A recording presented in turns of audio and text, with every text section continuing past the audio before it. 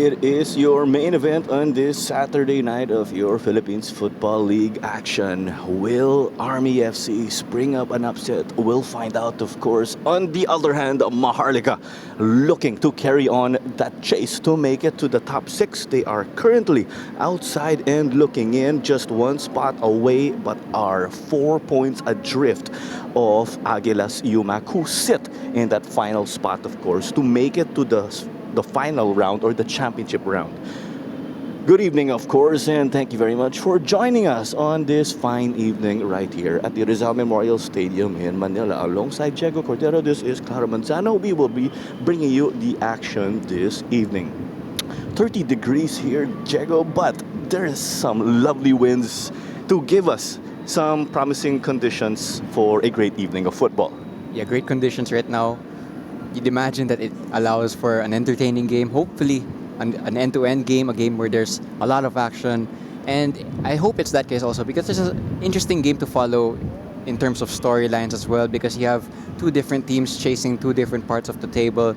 But nevertheless, I think this match is going to be a winnable game or favorable game for Maharlika and for Army. You know, Maharlika haven't had good form, so this is a match that they want to try and capitalize on. So there's a lot of incentive for both of these teams right now to have a good performance this evening. One Taguig currently continues to dictate pace right here. And you see, of course, the top is absolutely loaded, but this was the first round encounter between our two protagonists. And how do you see things shaping up, Diego? Interesting, because Army got to put some goals behind what should be and what we expect to be a solid Maharlika defense. Yeah, Maharlika won this encounter last time around, but Army did get on the score sheet and they did create chances against Maharlika.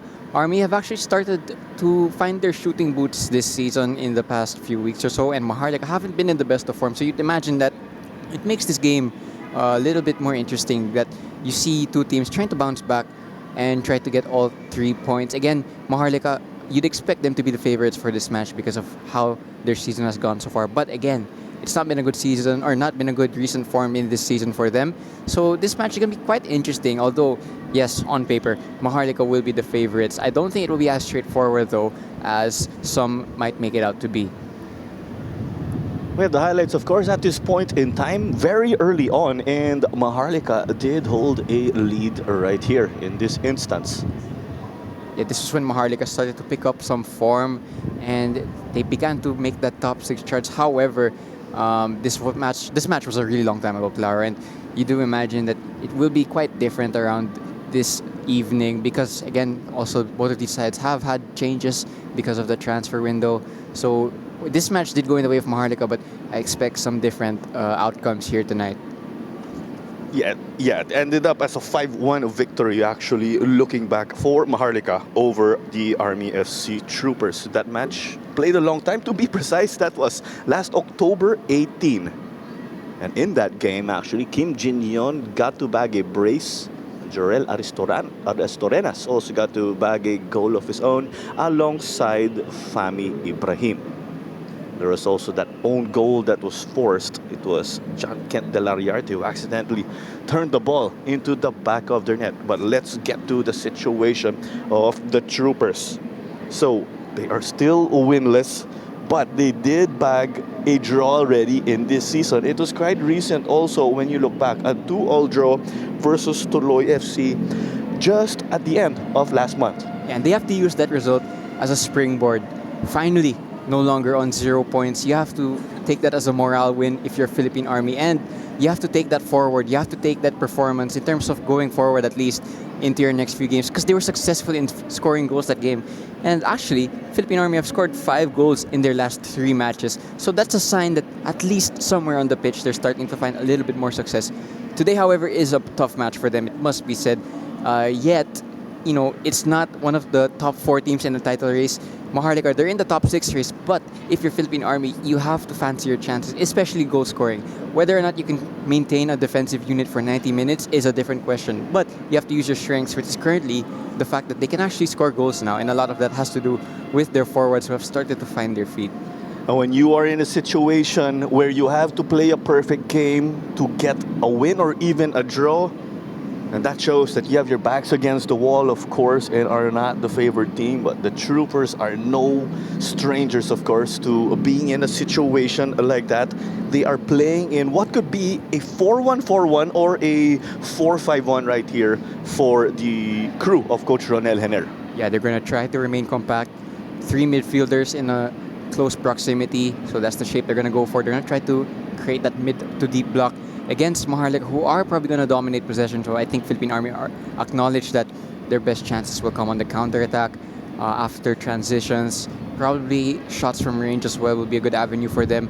And yeah, that's why they're opting for a 4-5-1. Only one striker, so they're going to have a good defensive discipline this evening. However, again, they picked up a point against Tuloy. So finally, they actually have something to show for their games this season. Bit late, but better late than never that they start to pick up some momentum. And tonight, let's see how they can do it against a better team. Ago Ariola is definitely the player to look out for in this one. He has given us bangers in this season. No surprise, actually. When I asked him about one of his more recent goals, that was actually against Stallion, or it was an absolute screamer.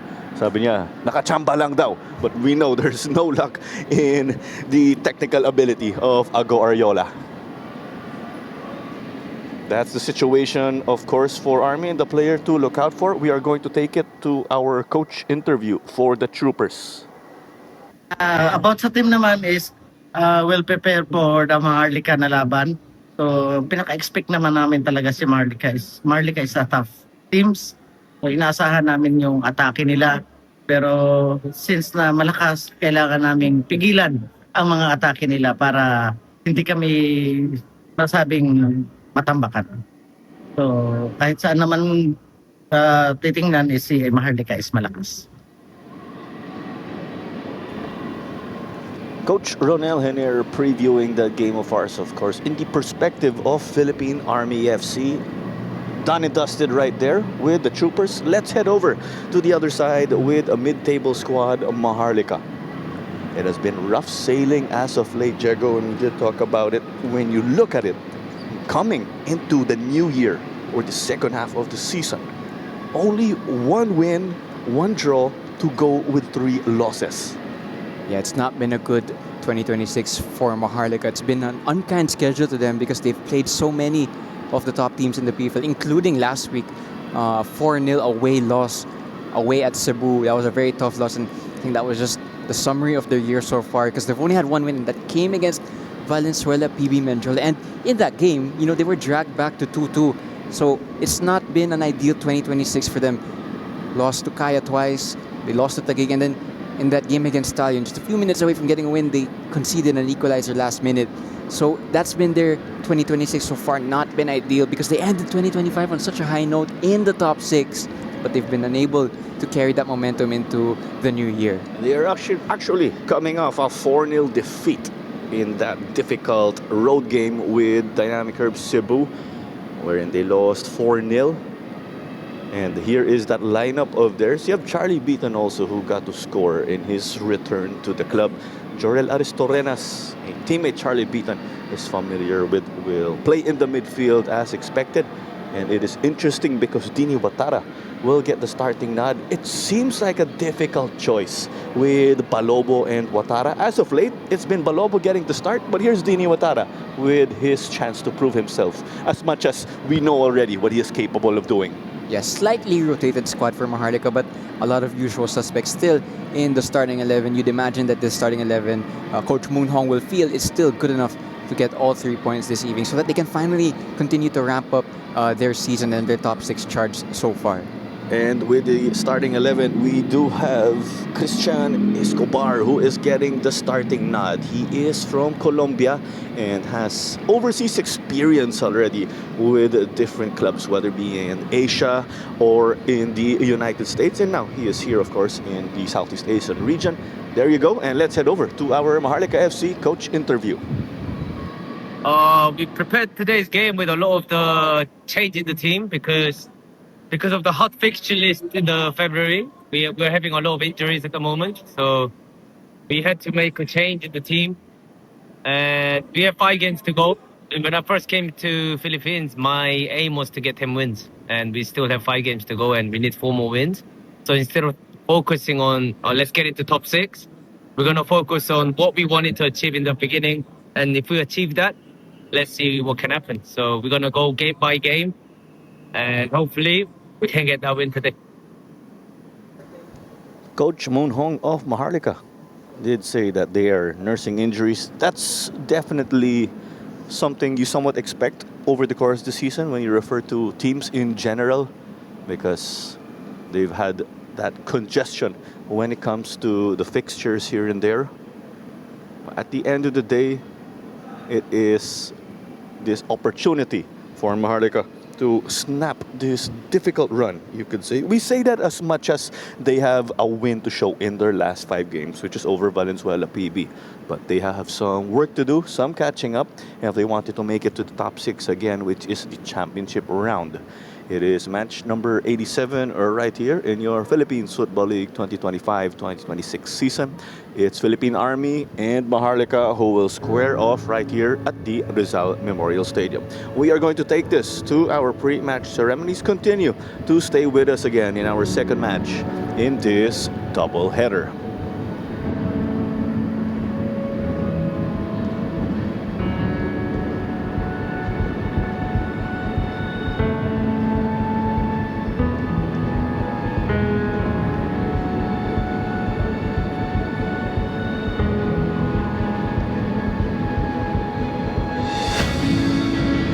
And now, the moment we've all been waiting for.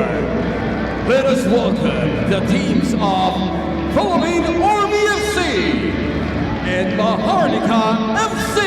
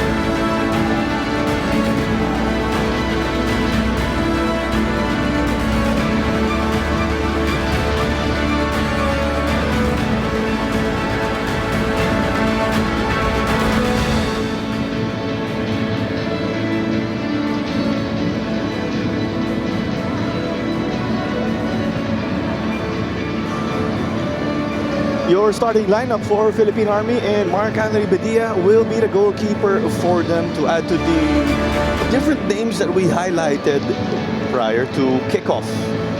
John Celis and Ago Ariola, that's the attacking dynamic duo. And you got Jalsor Soriano and Chai Villasenor who will be at the back. There you go, Army, the underdogs here. They have something to prove, as we know. Your match officials for this fixture. And we do have John Mike Basinang, siya ang referee natin ngayon. Ang kanyang assistant referees ay sila KB Nanyola and Segundo Saluria III. Si Rodney Labele ay ang fourth official, si Ray Ritaga ay ang referee assessor, and Mr. Joseph Hensaya, siya po ay ang ating match commissioner. The tank, Jalsor Soriano, the skipper for the Troopers, and it is Jorel Aristorenas getting the start. We've seen him actually come off the bench on a number of times. And we will head over to Maharlika. And it's Dini Watara, as we mentioned previously, who will be starting.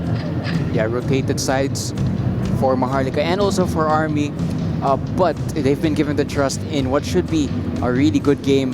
A big chance for either side, really, to get a point, or they get all 3 points if you're Maharlika. But again, you do say that they'll be up for this, both teams, because again, both of these sides have aspirations for this season that they're not currently at. Maharlika, they want to get into the top 6. Army, they want to get out of that bottom spot. So you need to start getting 3 points sooner rather than later. You need to start building a run, and this match is a chance for both teams to start a run, going into the latter part of round 2, and of course the third round of the PFL. And we got to look at the list of our game changers for this evening's match. Lovely conditions for football, as we've highlighted this evening, Diego, as it is going to be Molina who will kick off this game. There is actually a breeze heading into the grandstand. And not oftentimes you have this breeze actually. You could see the corner flags also taking some movement. The wind is slightly blowing against Dini Watara in Maharlika. But as we know, at halftime, they are going to switch sides. Absolutely. This one will kick off on the dot. Yeah, absolutely amazing that we've got these types of conditions in March, which isn't usually what we see. But again, I will enjoy it while it still lasts, this last few breezes of cold wind before the season and the weather itself starts to really heat up. Everyone is going to enjoy that for sure. Especially our players. Don't forget, our referees on the pitch.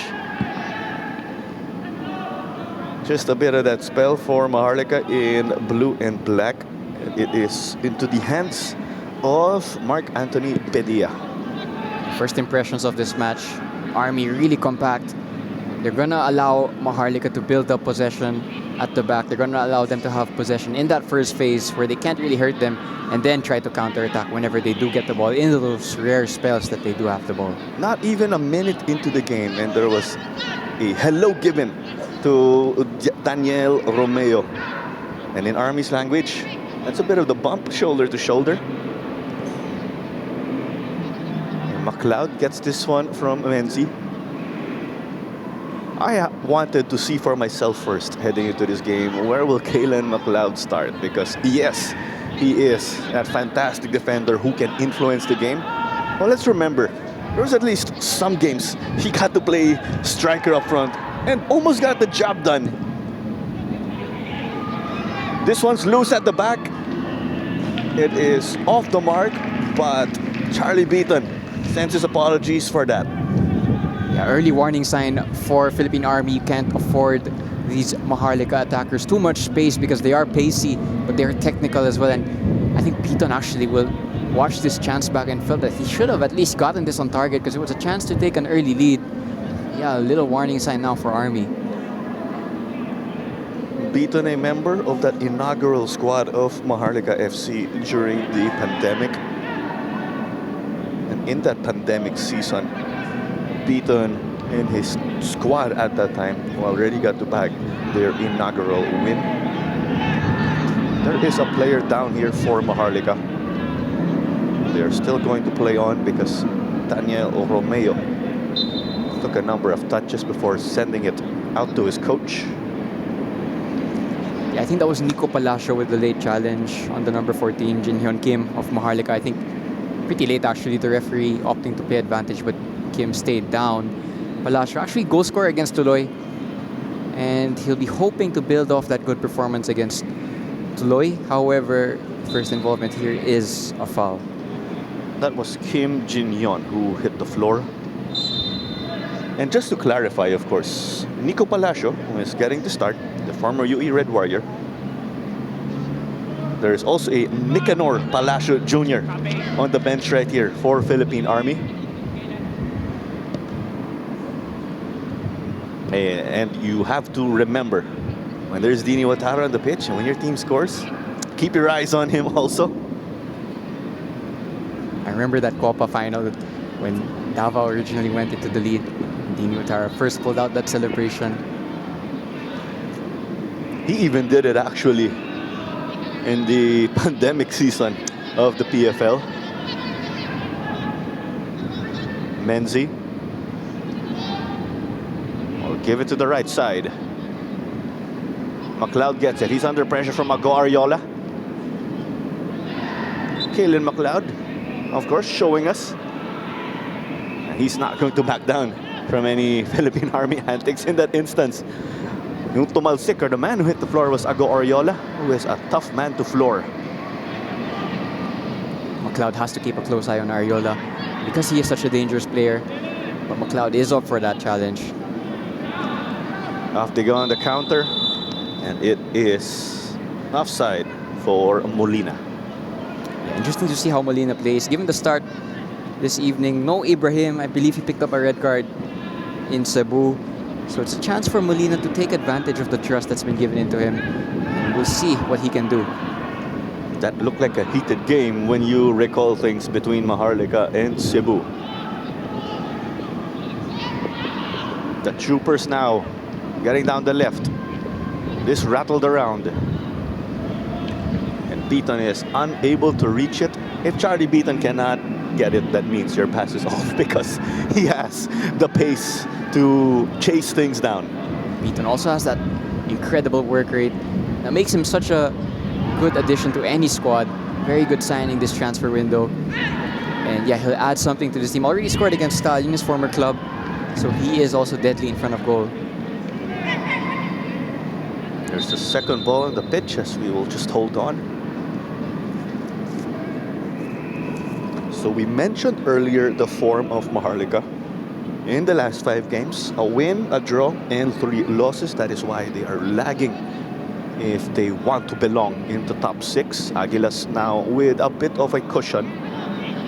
Army, on the other hand, 1 draw to show so far, hence they have 1 point in this season after playing 12 games and counting already.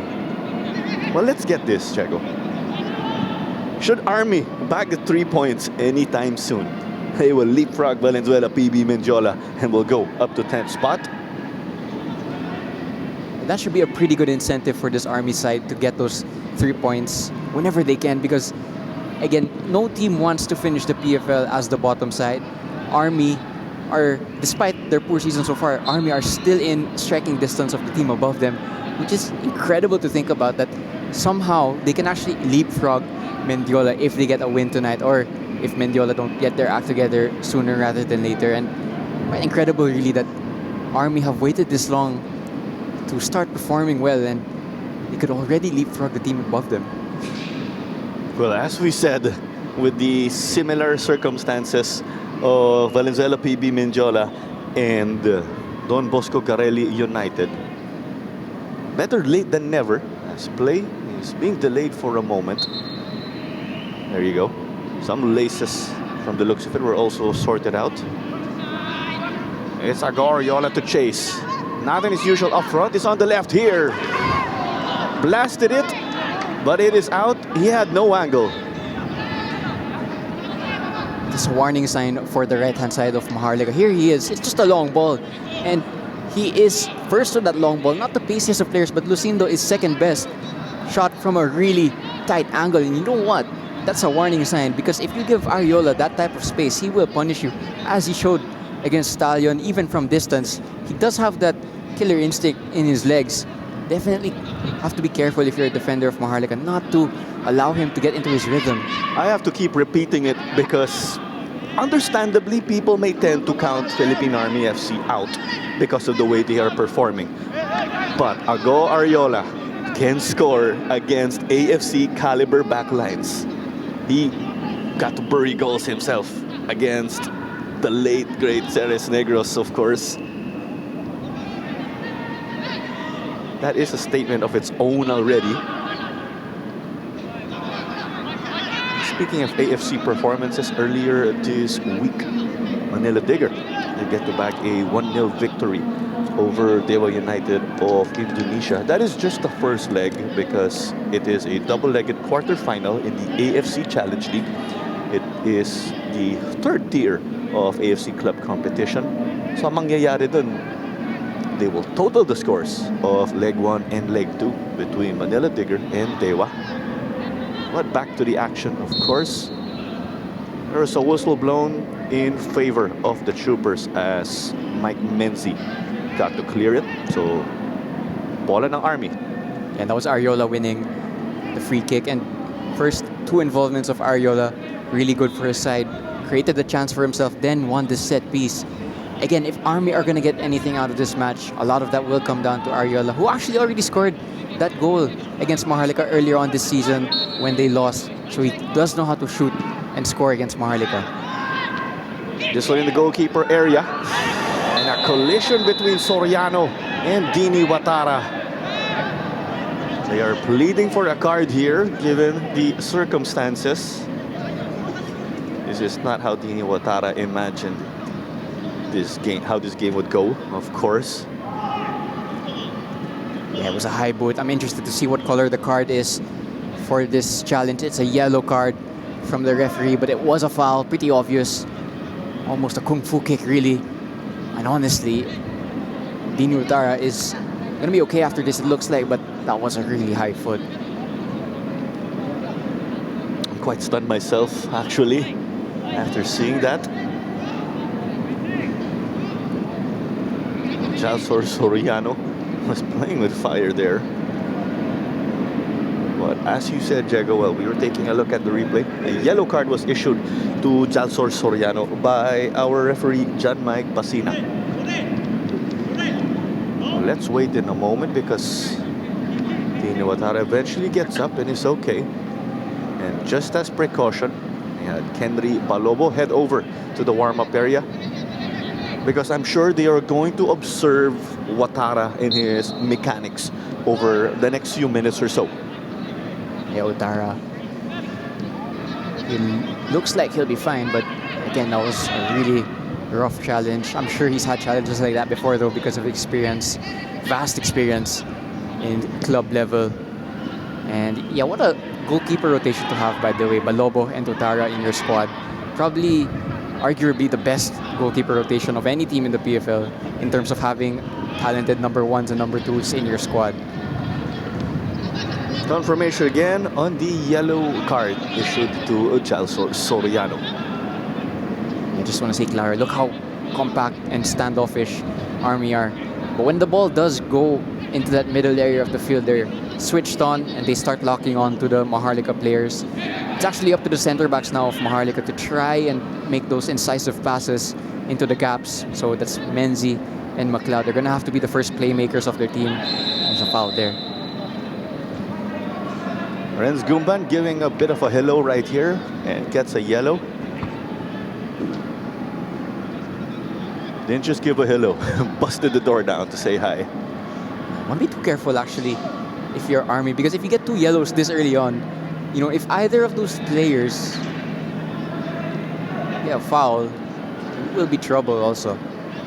They are going to walk that tightrope when you refer to Renz Gumban and Jalsor Soriano. Off we go now. Kim Jin Yon cuts inside, has the option to return it to his left wing. Gives it to Park Jae-yeon. Kang Bum-suk gives a laser-like cross. Quality. The shot, and it is denied by Bedia. His position at the near post gets the job done. Good save from Bedia, safe hands. Got behind the shot from Beaton. For Beaton's actually his second chance already in this game. Gets it on target this time, however, too close to the goalkeeper. Promising though, from Maharlika, they were able to build up down that left-hand side, create that chance, and they're going to get a corner.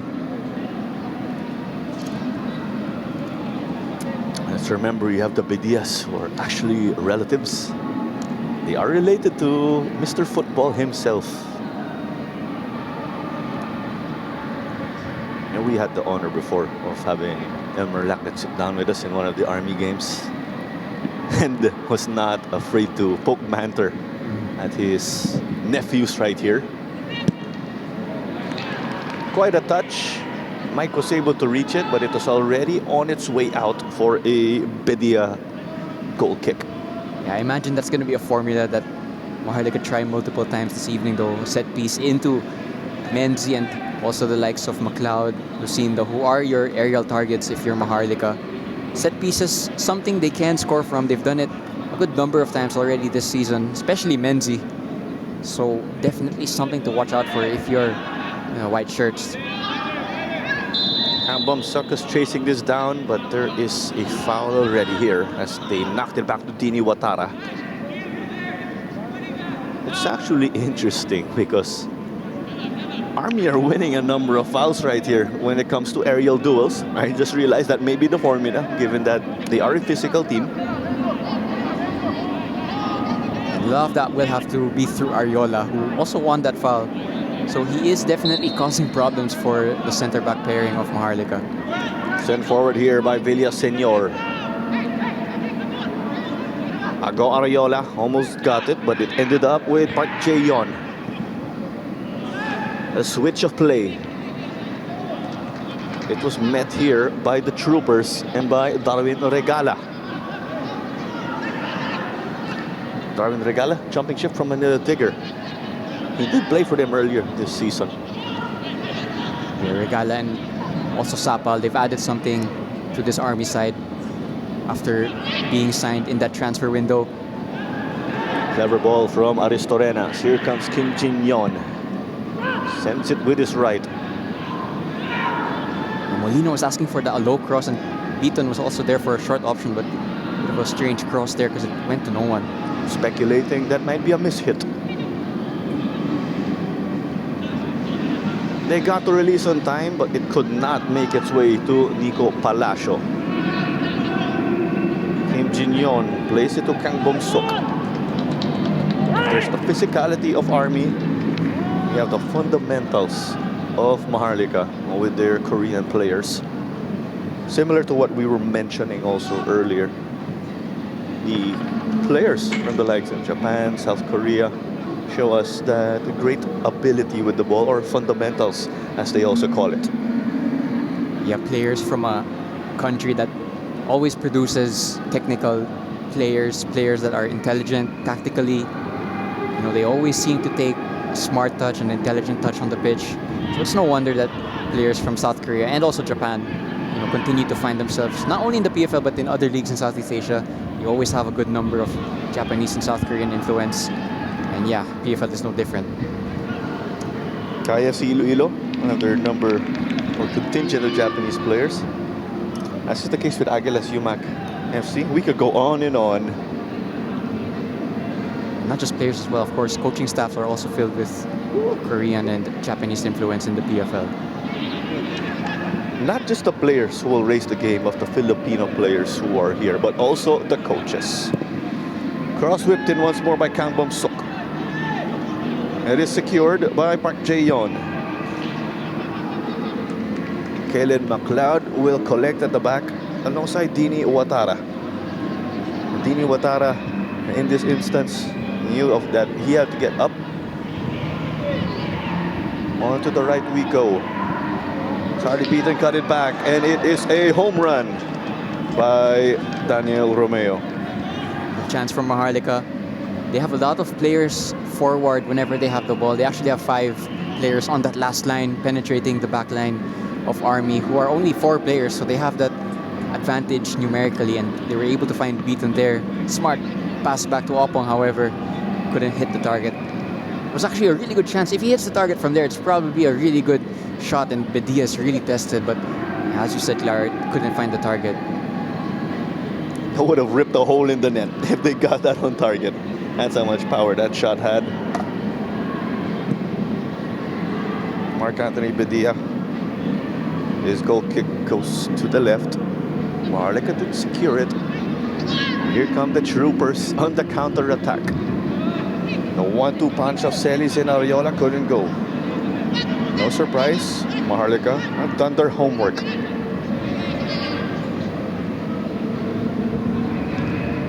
Oh, you know, when you look back, actually, Mike Menzi has also had a number of stints with Maharlika FC. Aristorenas. Kim Jin-yeon. Steps in the brakes, but hit the gas. Absorbed well here, though, by the back line. Park Jae-yeon. His effort was gifted to the back line.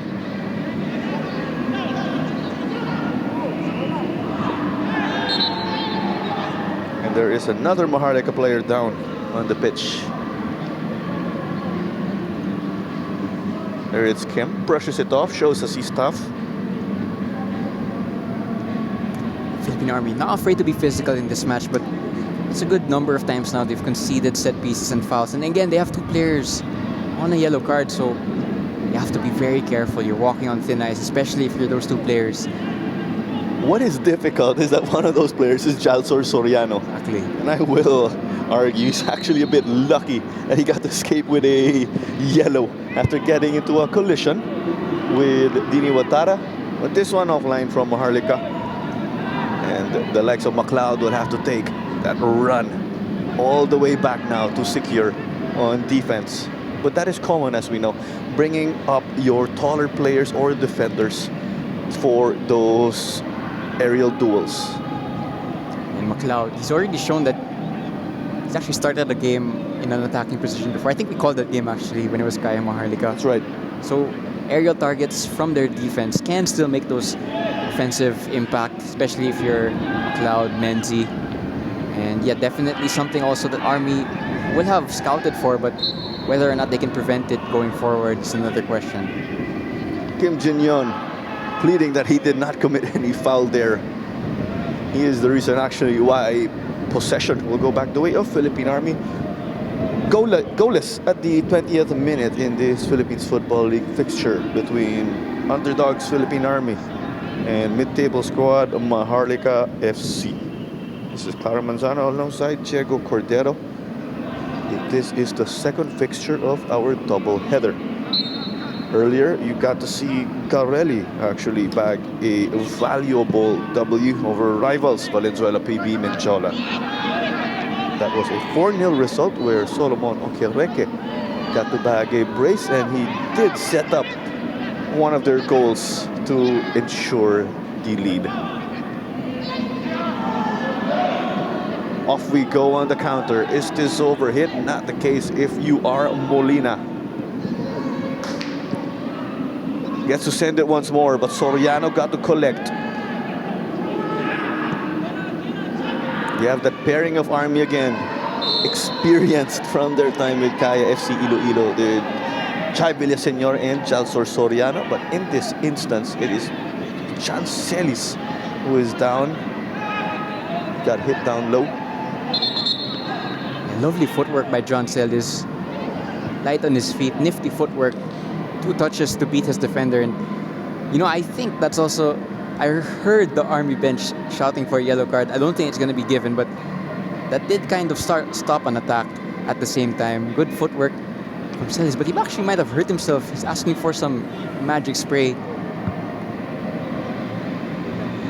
John Celis just shifted over to the other side or the other wing because he started this one pretty much on the left or in the attacking mid position. Let's have another look. John Celis not just getting clipped by Kang Byung-suk.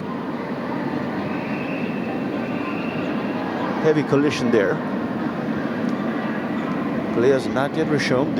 They are using this opportunity to rehydrate and make some adjustments here and there. I also think there are a couple of Army players just asking for a stoppage in play because of some, not sure if it's an injury just yet, but there's a player down for Army. Not too sure who it is just yet, but he's asking the referee not to start the game. My initial speculation is that is Jalsor Soriano. Yes, that is correct. He's been on the pitch for some time already.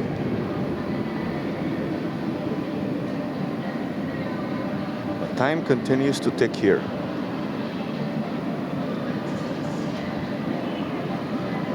Something must have happened, of course, away from the ball. That's right. I don't think it was an obvious contact injury, which is sometimes actually even more concerning because if there's no contact, it means that it might be something internal. But he is back up on his feet, receiving some magic spray, as we call it. So it looks like he will be fine to continue. And speaking of injuries, by the way, it's Aaron De Gracia walking right in front of us, unavailable for Maharlika. He picked up that injury against Cebu, which is a shame because he actually started life at Maharlika pretty well. And yeah, another good product of the Tuloy program. Now with Maharlika, I'm sure he'll be back sometime soon this season though. That was unfortunate. Aaron De Gracia was subbed off early in that game, when you recall. You love that veteran wit or experience of Mike Menzi. Just let that one go over to Dini Watara. Yeah, I think, you know, at many points this season, Mike Menzi was the player with the most minutes played across the whole league, and No wonder why, because he's a captain of a team, but at the same time, he's so experienced. And you mentioned it already, Clark has that experience, veteran experience that he brings to his team. And he's found a home with Maharlika, even though it's not his first stint with them. He's been given the trust by the management and the coaching staff. He's repaying that trust. Mike Menzies has also racked up a number of man of the match performances in this season.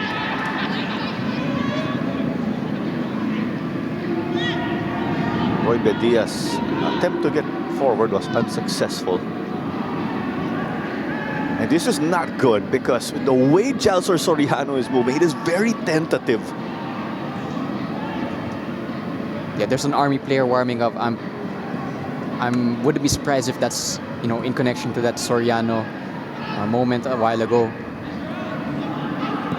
Over to the back, Darwin Regala. Mark Bedia's clearance, well inside, but it came off of Kambom Suk. Restorenas tried to thread the needle, but Jalsor Soriano still got it here now. They push it to the right side of the midfield. Nico Palacio just gifted this ball. Maharlika wanting a high boot in that instance against Ago Ariola. Off we go in transition. Kim Jin-yon will push. Clever ball to Daniel Romeo. Molina cuts it. And beaten. Unable to meet that. That would have been a sitter, but there's a trooper down inside the goal.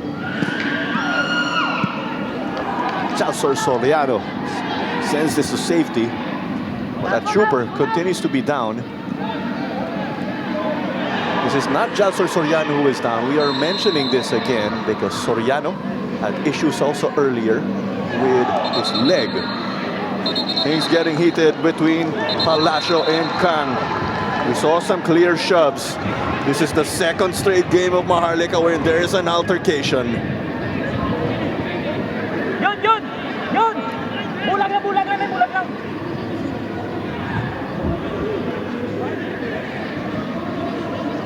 This was away from the ball, so play was halted. And we blinked our eyes. Altercation was carrying on the left side of the broadcast camera. And the thing is as well, a couple of Army players have to be careful. They're on yellow cards, but I imagine for this foul, I guess, I'm not even sure it was a foul. It was just a... That is the reason why, because Kim instigated and pushed Darwin Regala, and that was unnecessary. Tapos sumali na lang sila John Celis. There may have been Kang Bomsok also who joined, or was that Park Jae-yon? This is going to be difficult now for referee John Mike Basinam because he's going to have to dish out a lot of punishments, I'd imagine.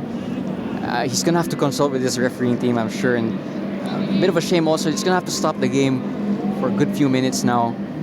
Flow was starting to ramp up, but the game, I'm sure, is going to have to be stopped now. There you see it, the referees are going to meet just for a moment, at least to figure out the punishments to give both sides. I'd imagine also that there will be a lot of punishments because everyone from both bench just flooding that altercation.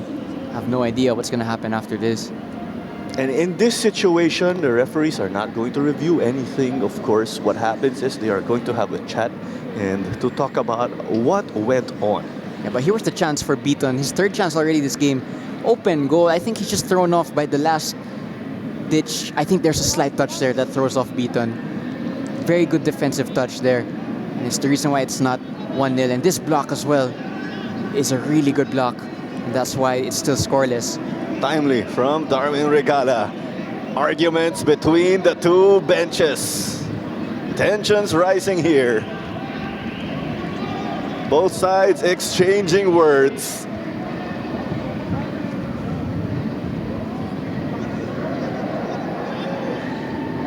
Both sides furious.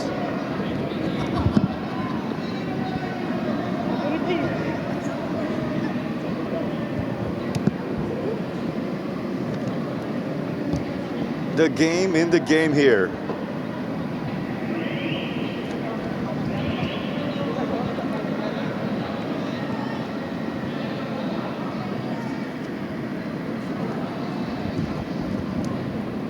Goalless between Philippine Army and Maharlika.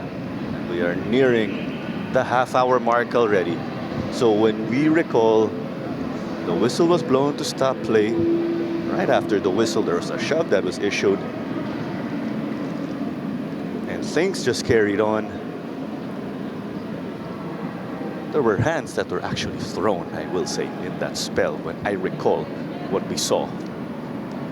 And the refereeing team having to replay in their minds what happened there. Of course, we don't have the privilege of VAR here, but there's a lengthy meeting going on there just in your picture. Three referees there, that's the fourth official, and one linesman and the referee himself. And they're writing something down. I imagine this is a lengthy list of punishments that will be dished out. And you know, the last thing either side wants is to get a red card in this match really early on.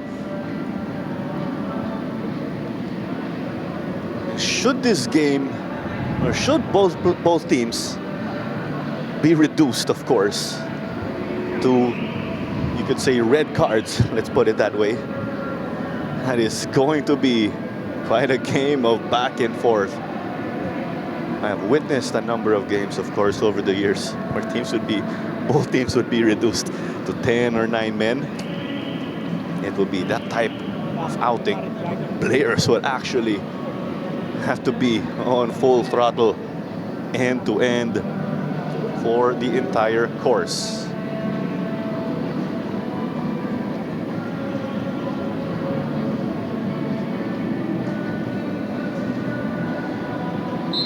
No confirmations yet right here, but it seems like referee John Mike Basina has finished deliberating things and a yellow is issued. I am not sure if that is against Renz Gumban or Mike Amenzi. One is given to Ago Ariola also, so the third yellow was dished out in this spell. It is a yellow that is given to Nico Palacio. So is that 4 yellows in this spell? Is my count correct? The referee is still walking around. This might not be over just yet. Time continues to tick right here. To our viewers who just tuned in, got to see an altercation on the pitch. Right after the whistle was blown, the play was stopped for a Philippine Army player who was in need of treatment. Kim Jin-yon was issued a yellow. From what we saw in the footage, he was the one who issued a shove.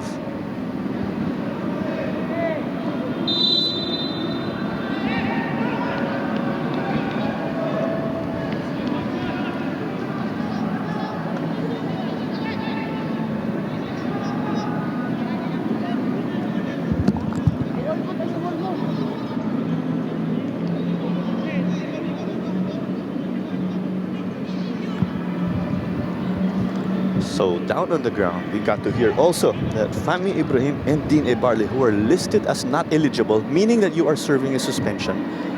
They are on the field of play, actually. Being on the bench counts as the field of play. That's what we got to hear also down on the ground. In instances where you are not eligible or not playing, as this effort is just set to Bedia, but in instances where you're listed as not eligible, meaning you're suspended or not playing, maybe due to injury, you have to be in the grandstand. Mark Anthony Bedia's ball just met by Kalen McLeod. 33 minutes done and dusted, and a Maharlika player hits the ground. Ariola has to be careful here. He was one of those given a yellow card and he does a foul in the next play. A lot of these players actually have to be careful now because one more foul could put them in suspension. Last thing you want is to put your team down to 10 men and to miss your next game, especially in a congested part of the season where games are non-stop. Very strange game so far, I must say, Claro. And in situations like this, it favors Army, actually. Spot on, because Army are the team that's trying to disrupt the flow of the game because they acknowledge that Maharlika are the possession team. So this will favor Army, yeah. Kim Jin-yon.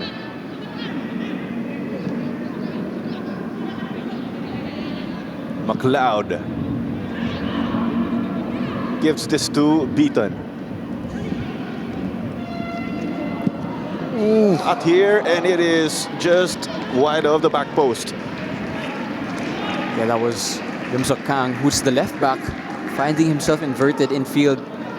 I don't think he's right-footed as well, so it was a shot with his weak foot. And it goes just wide, but that was another good involvement from Beaton, who felt that at this point in this match, I think he will feel he should have at least had a goal and an assist. One to Opong, and now there, one to Byung-Suk Kang. However, it is still scoreless, and the longer this match stays scoreless, the more it favors Philippine Army. 11 minutes and change remaining. Player is shown by Bedia. That should have been at least 1-0 in this point in time with the number of quality chances that Maharlika have been able to create. You'd imagine also that this first half is going to go on for some time, stoppage time. There might be a good minutes added on. So it might favor Maharlika actually, because it'll allow them to get into that flow of possession and attacks. So we had a total of 6 yellow cards given out from that incident earlier. But we have a total of 8 yellow cards in this game because we did have a number of separate instances or incidents. Daniel Romeo rather. Charlie Beaton. Here's the early cross. Nobody to meet it. Right intentions though from Aristorenas. He wanted to track that ball just in case. Sometimes it's moments like those that just give you the edge, give you the lead in games like these. Yeah, Army will be happy though, because 36 minutes now, still scoreless. But for Army, at many points this season where they've played against teams, especially teams in the top 6/championship race, they're already behind at this point. So you have to take it as a silver lining, moral victory that it's still scoreless for them at this point.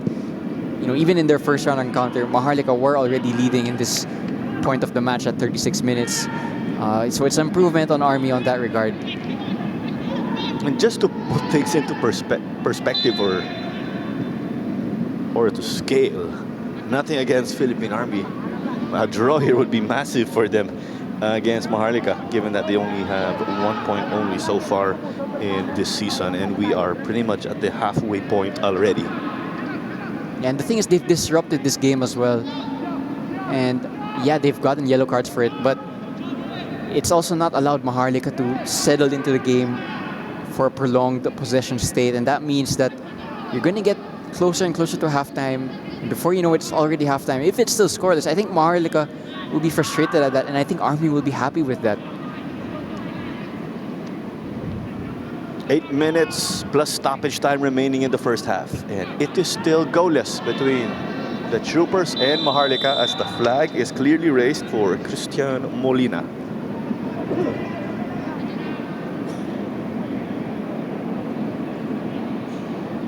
A hint of frustration also there, of course. Here's Jalsor Soriano looking to resume in the middle.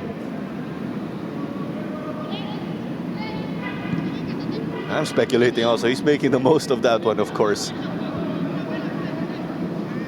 Now when it comes to killing momentum, of course, getting time off the clock.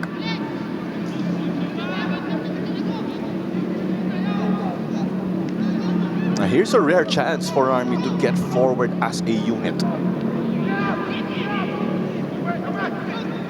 Bedia skies this one, though. Just hit the bottom of the ball. Bedia has scored volleys already this season. Scored one against Tuloy in the match that they did lose to Tuloy 6-2, but they went 1-0 up in that match. Army still unable to create any clear-cut opportunity other than that one Ariola chance early on where he took on the defense and nearly got on target. But they've had 1 or 2 openings now, Army, so they're not completely out of this match in open play. They haven't. It's not a case here where they're just parking the bus and absorbing pressure. They're also battling it out in the midfield. this instance, it's the troopers taking the fight to Maharlika. This one sent into the goalkeeper area. Gifted. Dini Watara saw that was out, but it was too close for comfort. He tried to make a lunge, and that is why he is expecting better from his defense. Do you know what? This is how Army are going to create chances. It's not going to be pretty. It's not even going to be intentional at times. They might need some lucky bounces here and then, but if it works, it works, and they created a chance there. So I tell you what, there's something in this game for Philippine Army. All part of the game, with the ball being round, as we know.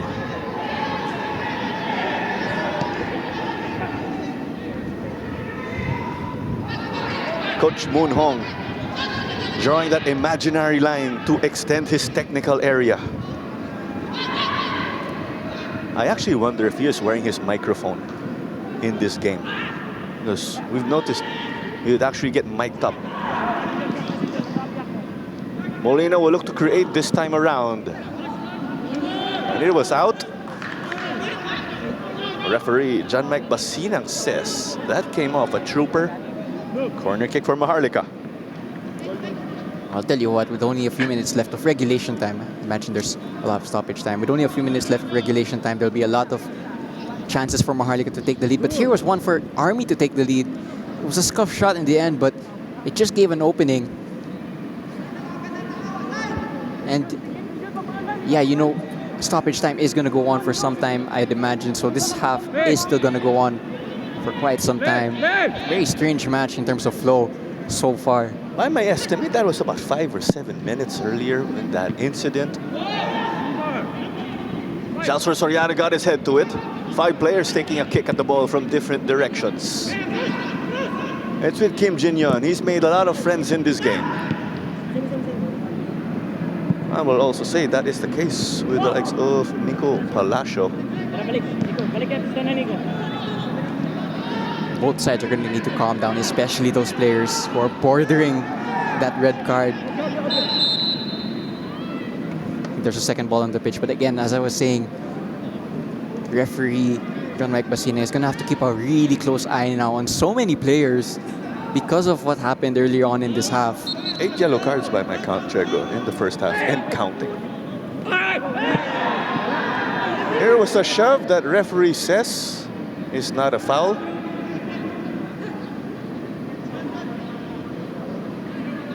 Well, let's get that replay, but Kim got there first. Although, to be fair to him, he didn't protest too much after that challenge. And there's another yellow card. This time it's to Molina. That is yellow card number 9 of the evening. It's not just the injuries now that Maharlika have to manage, but it's also the cards. And they did receive a great number of cards in that game versus Cebu. And if I'm not mistaken, these accumulate also when the season goes on, as the season goes on. So there could be suspensions, not just for the players, but for the coaching staff as well, looming if, you know, the referee continues to dish out yellow cards, because it's been a match with so many challenges that are heated and emotional. And at the moment, Claro, it's looking like it's going to continue for the rest of this match. Because if you accumulate yellow cards over the course of the season, of course, you can also warrant a suspension. It's not necessarily from racking up 2 yellows and then you're sent off with a red or given a straight red in very extreme situations. 2 minutes or so remaining until added time in this first half. It is still goalless here. It is a heated one between Army and Maharlika. Off we go now. The pressure being mounted from Johnny Toledo. As much as he was not able to see experience in his time with Stalin Laguna, that was when they were actually in the AFC Cup. And being in that high level, as we know, just to oversimplify it, not that it's contagious, but you're also raised, or you're also in that position where you have to raise your level. Kambom Suk, Molina. He's got a man on him in Villaseñor. The switch of play to Beaton. He will try to take on De Guzman, but the flag is raised.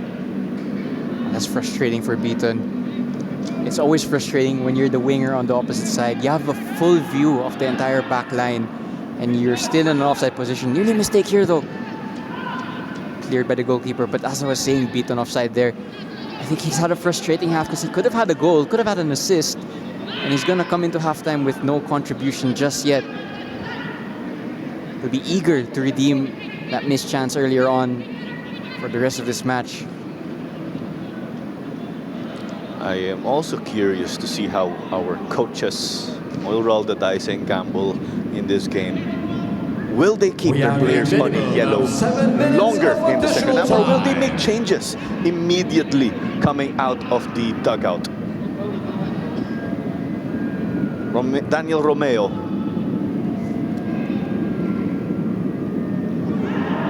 Got clipped, and there's eventually the foul. 7 minutes confirmed. Of course, we had a lengthy stoppage earlier because of an altercation. And if Maharlika want to get ahead, I think this 7 minutes would be a really good time to break that opener, break that deadlock, because you walk into the halftime team talk completely different, completely relieved of that scoreline, which is still currently scoreless. Again, a set piece to them, so they're in a dangerous spot.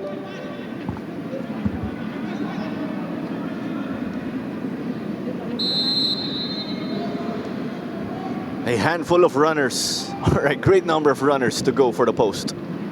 It went to Aristorenas though. That may have been a mishit. There was a fall, but there was a clearance. It will continue with Maharlika. Some last-ditch defending there from Army, and there's going to be a player injured from it, it looks like, on the ground. Once again, that's Villasenor. But good defending nonetheless from them, keeping this clean sheet alive in the first half. Bodies on the line, and we have cost them at the same time. We are nearing the halftime break already in this game, but we have witnessed a number of occasions where Army would be able to hold the fort until late second half, and that's when their opponents would pounce. So there's that mental aspect, and maybe fatigue, of course. Let's remember, these are our servicemen who protect our country also. They juggle playing in the PFL along with their military duties. That's always been the case, of course, with armed forces squads, even in the United Football League era. A collision. It was Cam Bomsuk who ended up on the ground. There's also Roy Bedea who got hit.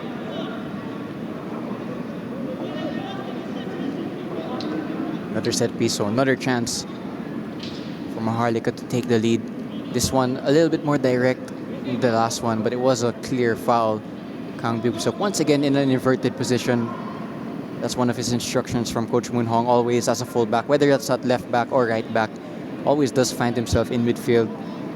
There was a clear hold from behind, actually, by Renz Gomban. Lost count of the amount of fouls in this game already. Not pushing or clipping in this instance. He did get the arm when you revert to Gomban. Four-man wall to beat. Kim Jin Yon to take this. Off to set up a teammate. Ariola chested it. Couldn't get much distance here. Both sides awkward to secure, and then it is a foul. Again, some of these players committing fouls were a part of those group of players that were punished in that altercation. How much leeway John Mike Basinang is going to afford to them, I'm curious to see. And again, the trajectory of this match, so many fouls and it's not stopping, and there's still another half of football to go. I'm going to be completely honest, I'm not going to be surprised if there's going to be a red card in this match. With us also mentioning, of course, that there's tension. Off the ball, there's a collision, you could say, for the lack of a better word, between Daniel Romeo and Roy Bedia. It's Charlie Beaton now. A couple of step overs here. It is corner kick because Mark de Guzman said no in that instance. A good defensive work from de Guzman. But again, Beaton, he's a outlet for Maharlika. That switch to him from left to right has been on this whole match, and A lot of the times he's created chances from those positions. This time he doesn't win out that duel, but he wins a corner in the end. And yeah, Beaton is one of those threatening players from Maharlika. Has had a good half so far, but could have had a goal as well. So he'll feel that he needs to prove himself for the rest of this match. Maharlika appeared to be the taller side as much as Philippine Army are the more physical one, as this one hit the roof of the goal net. So in that instance, I actually wonder who has the advantage. It's not by a great margin though when you refer to the height of Maharlika, to the advantage of Maharlika in terms of height. The Army, because they also have those tall players, you know, Ariola, the center backs, also able to compete with the aerial targets of Maharlika. And yeah, it's a very physical game. For those of you who missed that altercation, it's been all around action. And there's another elbow there from, well, elbow being complained by Maharlika, but Ariola saying there was nothing in that. There was something thrown from the technical area of Maharlika actually towards the direction of our fourth official. On to the right now, Daniel Romeo. And Bedia punched it out as precaution because that was relatively close to his near post. And our referee, John Mike Basinang, taking the long jog now to the half line. Well, not for the first time in this match. There's going to be another meeting between the refereeing team to decide punishments for what just happened. Well, here was what happened on the field, but that's not the full story. Here's the collision between Ariola and Menzi. It's an aerial collision, and Ariola just puts his arm up, and I think that's a little bit dangerous, especially if you're already on a yellow card. Expect a yellow to Ariola, but he has a yellow already. So this might be the game's first red card. It is given to Mike Menzi though. And Ago Ariola gets a second yellow. That is a red. 10v11 now. Not that we wanted anything to happen, Diego. But you did expect a red card based on the trajectory of this game. If I'm not mistaken, though, Menzi was also given one earlier on, or perhaps we saw it from a wrong angle. It was a bit confusing actually at that point in time because there were a number of players in that instance where a yellow card was shown, and Mike Menzi was one of the players in that vicinity. Well, what a blow right here, because Ago Ariola, not just an attacking option, but someone who would be able to help at the back when it comes to defending set pieces because of his height.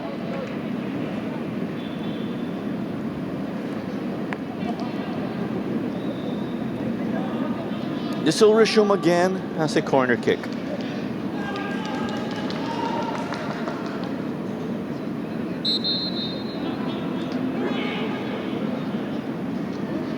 Interesting. They were crowding the goalkeeper box in that instance. No runners, essentially. Nandun na yung mga players inside, and Maharlika almost succeeded. By the way, I think the referee has called for a free kick, despite the fact that the goalkeeper made a save. It was a really good save from Mark Anthony Bedia. Flicked on header, but I don't think it would have counted anyway because the referee did call a foul. I think there was a lot of pushing and shoving. Again, no surprise given the way this game has gone at the moment. Daniel Romeo sent this one to the side for a throw-in, but that is eventually the halftime whistle, and what has been a highly heated affair between Philippine Army and Maharlika. It is goalless as we enter the break, and do continue to stay with us, of course.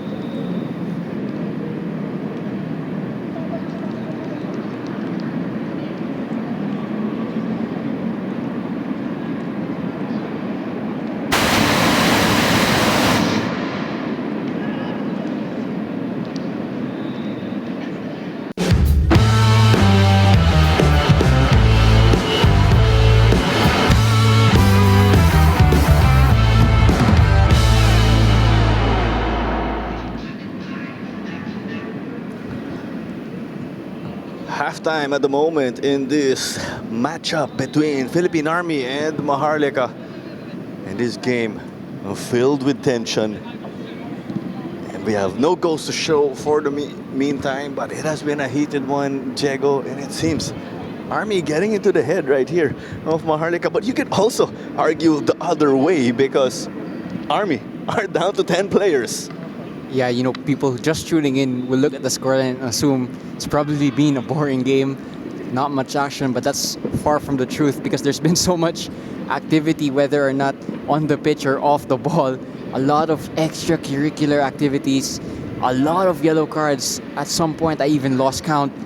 And there is one red card that went to Ariola of Army. You'd imagine the second half of this match, it could end up the same way, but Maharlika will want it to flow in a better way.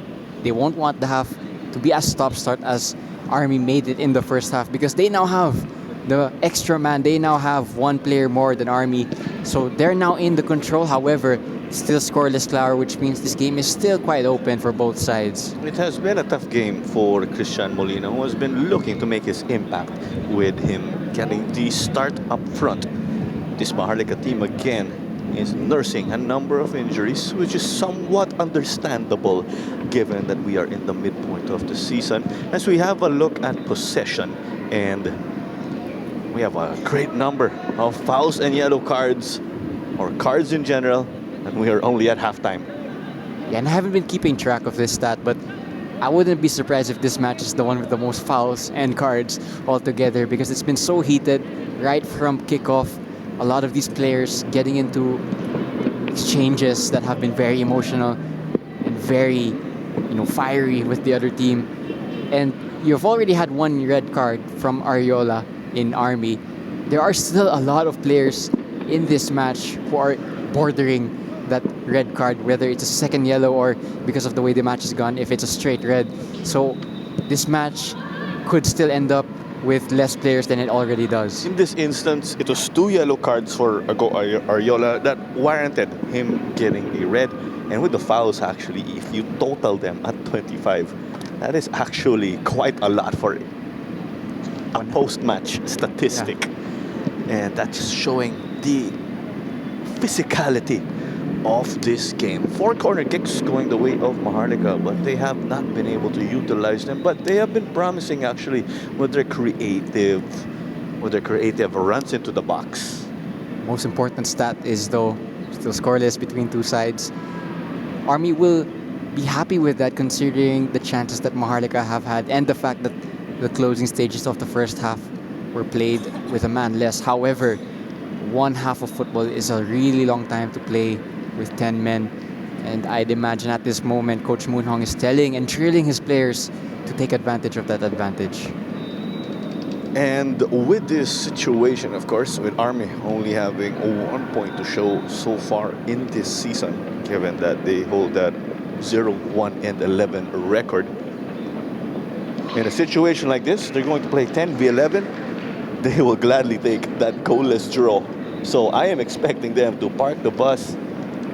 What more with Maharlika? Maybe down the line, not necessarily coming out of the halftime break. I'm expecting attacking changes.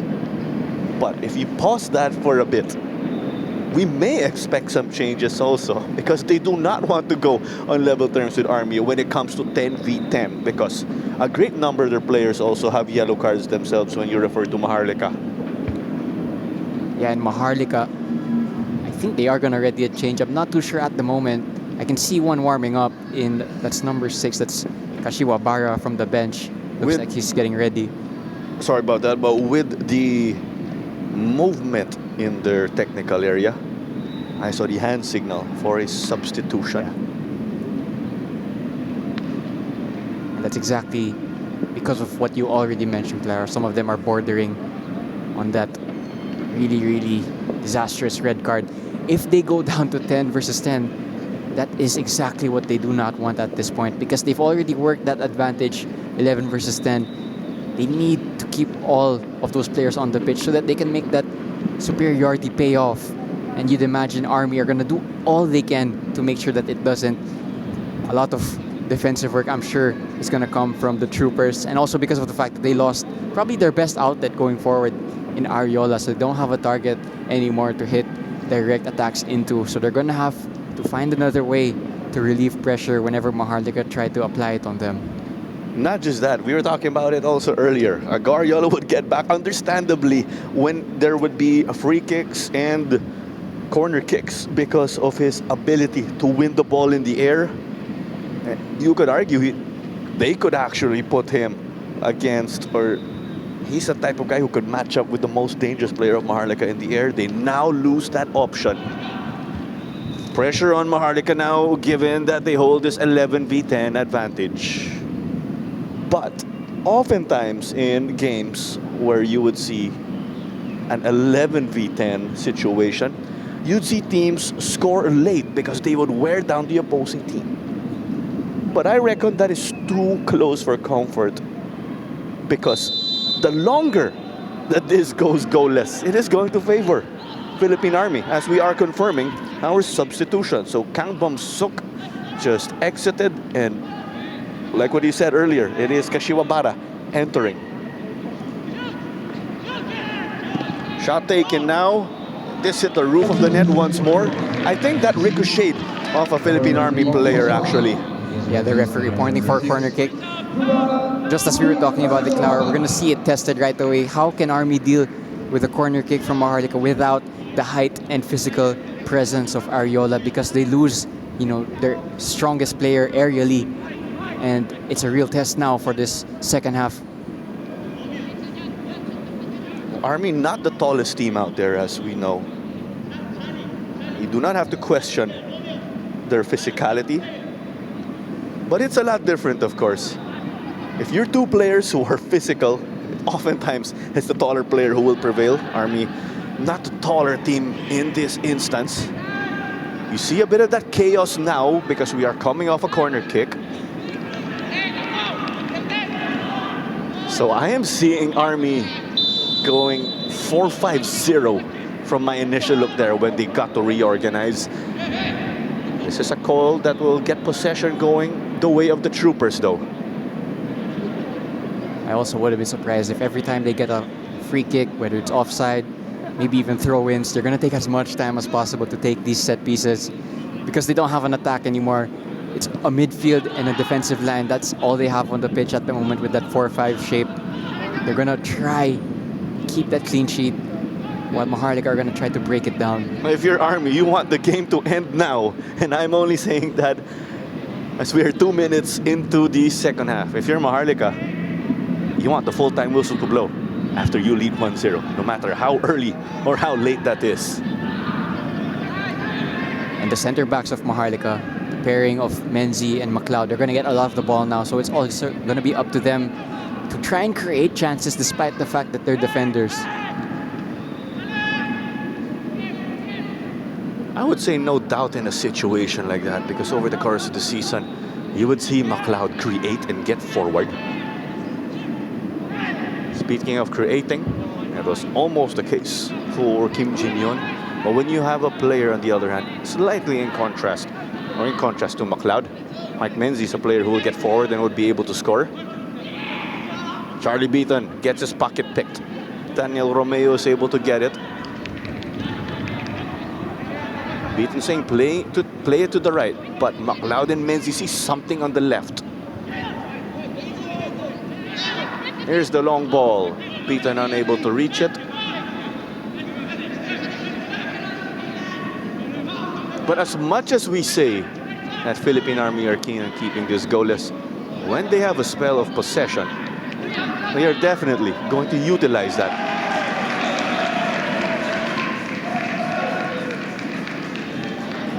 Here's another instance. They're going to have a throw in here. You're going to try to run down as much seconds as possible and send this one long. There's no thought of playing out now if you're Army. So Mark de Guzman with some butterfingers. That's to get as much time with the ball. But it's transition time now. This is a situation that Maharlika will look to utilize. Or if you are Philippine Army, do you just keep clearing the ball over and as far as possible to Dini Watara? I wouldn't be surprised if that's what they end up doing, because they're being pushed back so deep by the likes of Beaton and the attack of Maharlika. They're so deep at the moment, any clearance will do. The switcher play, Kim Jin-yon. Got that ball poked out, it will be a throw-in. But the danger though, of course, if you sit back and go way too deep, is that you give space for the defense to shoot.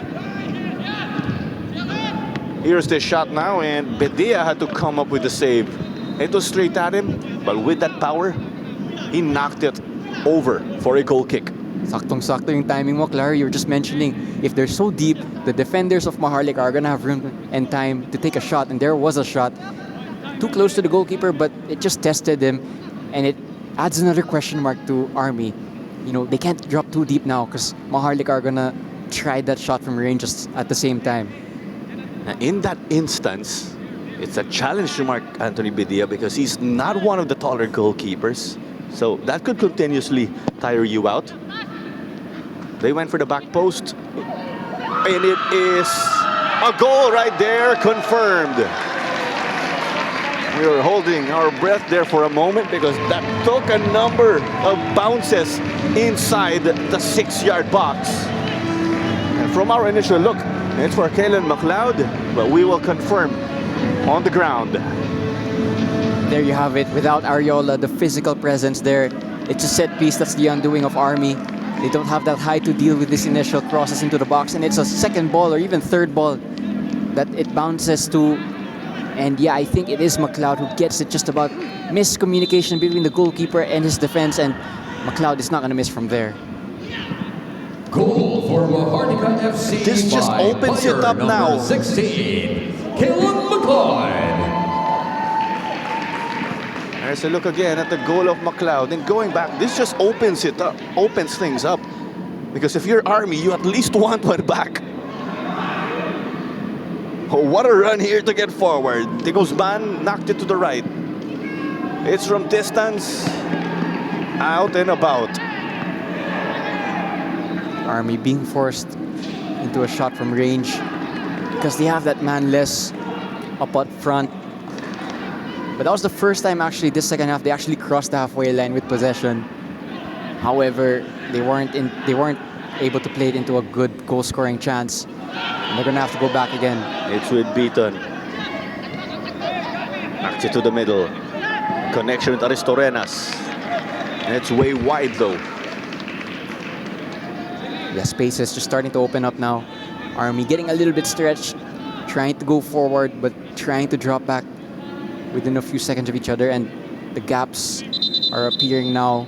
Players like Aristorenas and Beaton will exploit those gaps if they continue to appear. So Army just have to be careful not to allow themselves to fade away from this match and for the floodgates to open, because it's such a tough situation to be in, but they have to manage this game minute by minute now that they're down to 10 men. When you're in this situation, Army may be keen on attacking now. That game plan made at the half is just thrown out of the window because of the goal of Kalen McLeod. We spoke about Kalen McLeod's ability in an attacking fashion at the same time earlier on in this half, and there he did show it right away. Menzi got to clear it. It ends up though with the wrong man in his perspective. Celis does keep possession with them though.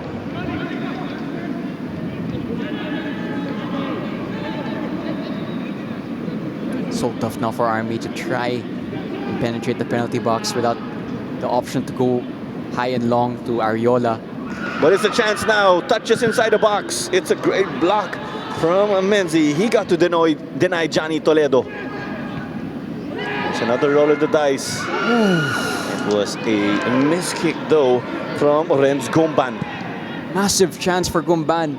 From out of nowhere was a misclearance from the back line of Maharlika. Could have been the equalizer right away. Back and forth we go now with Army being a man down. Beaton.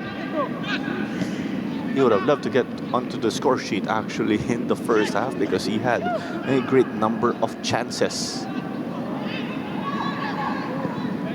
They'll get to push now. McLeod also that ball winner, don't you forget.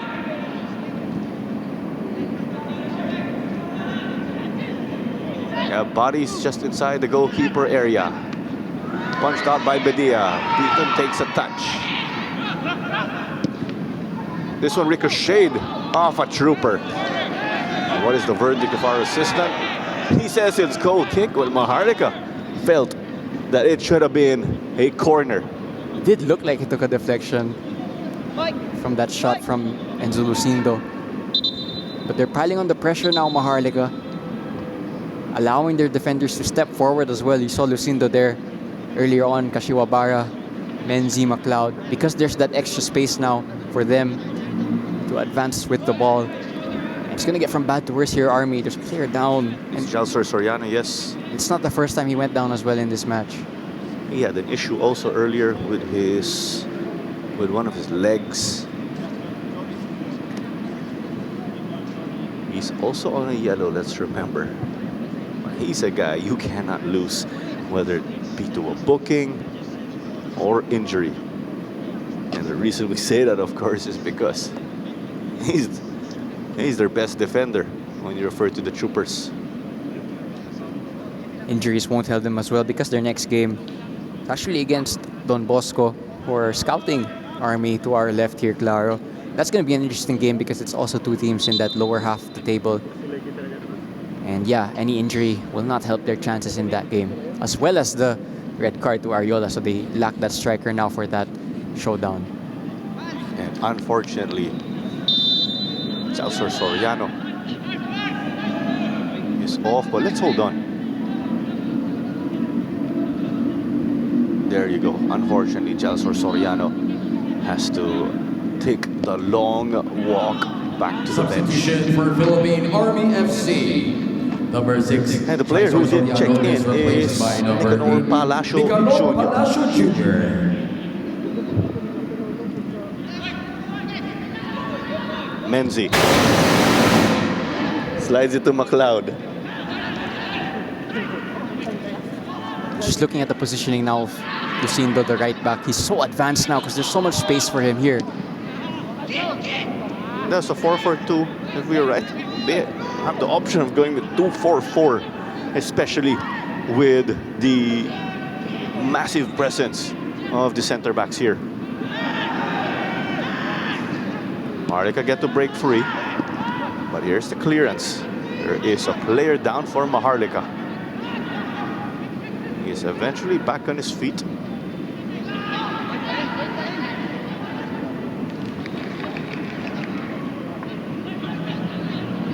Now, if you are Maharlika, it's a matter of racking up goals to improve goal difference.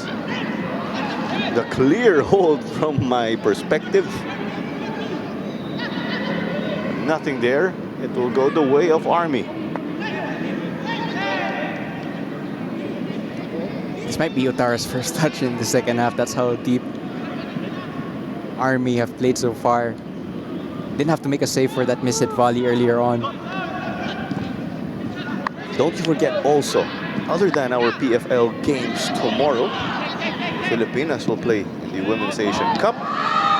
It is a lunge or inches away from becoming 2-0. Beaton should have had an assist by now. I think he showed that with his frustration after that miss. Excellent cross from the right winger. How it is not 2-0, I'm not too sure. Beaton in acres of space. Excellent whip cross. And it should have been 2-0 from Molina. I thought that was goal bound. We're going back again. We have another doubleheader for tomorrow's PFL action. We do have Kaya FC Iloilo and Stallion Laguna who will square off in our last game of the day. That'll be a great game.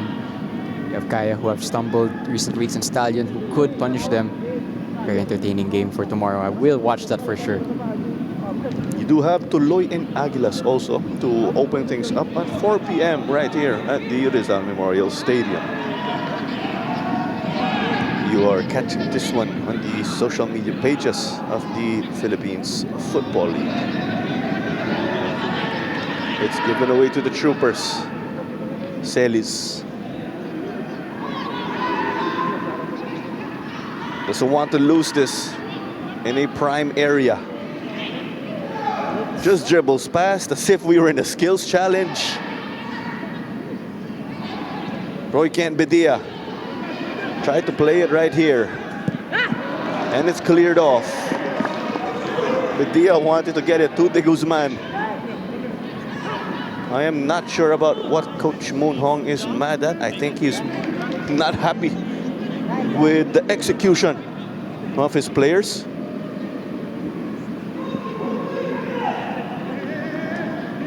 Just asking his team to communicate better, because it just allows Army, that clearance just allows Army to get up the pitch, which I'm sure Maharlika don't want to see at the moment. Here's the cross whipped in. And you did see Oh! Para. It's a penalty! That happened so quick. I was just going to say Kashiwa Para was able to get the stop, but there was a lot of contact. I blinked my eyes and it was a penalty. Well, that all came from the poor clearance that caused the throw-in in the first place, and that is why their coach was furious. yeah, When you talk about Maharlika. extraordinary. How is this match in this state? Could be 1-1 after this penalty. Such a strange game. Let's take a look again. So I was about to say that Kashiwa Bara was successful in have getting the ball out, and the pull of the shirt was enough. Yeah, you're not allowed to hold shirts, especially in the penalty area. I'm not too sure why he's holding a shirt. He's going away from the penalty box. He's not going towards goal. He doesn't have an aerial target in the box anymore. Ariola's off the pitch. There's no need to commit that foul. And there's a yellow card to Dini Otara this game. And he gets his second yellow, and he is out of the game. I just wanted to mention, Diego, right after Dini got his yellow, that he was clapping his hands in sarcastic fashion. I was saying that because he already got his yellow and he wants to avoid getting a second yellow or a straight red. The prior happened. So Dini Watara is out of the game, and we are going 10v10 here. And the next question is, who is going to step off for Maharlika? Because they need a goalkeeper. And when you look at their lineup, it's Kenry Balobo who is the lone man for them.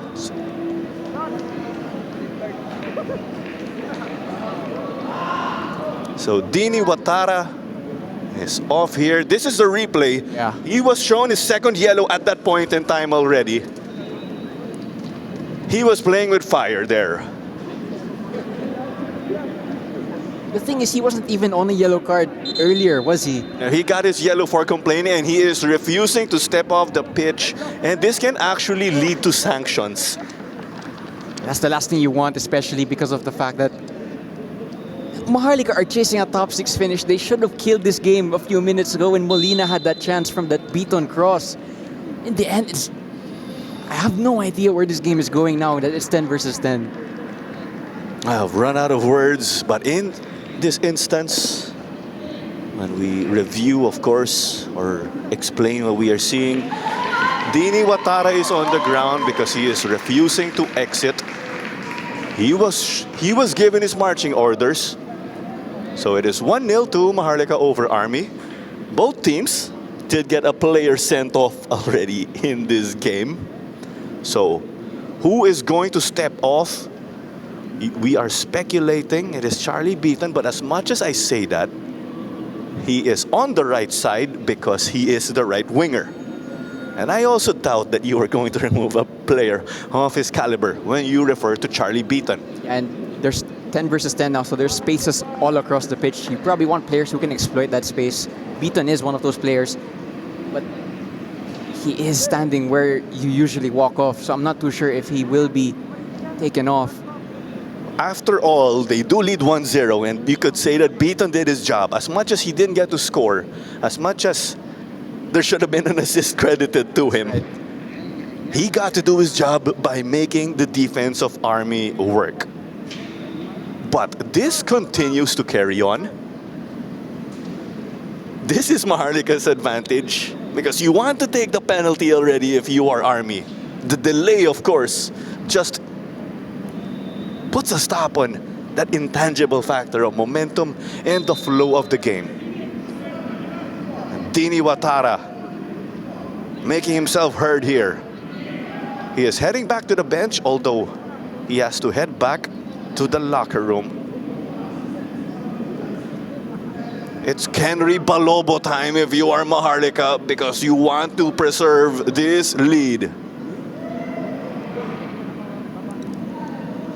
And Aristorenas, to describe things, appears to be the sacrificial lamb, figuratively.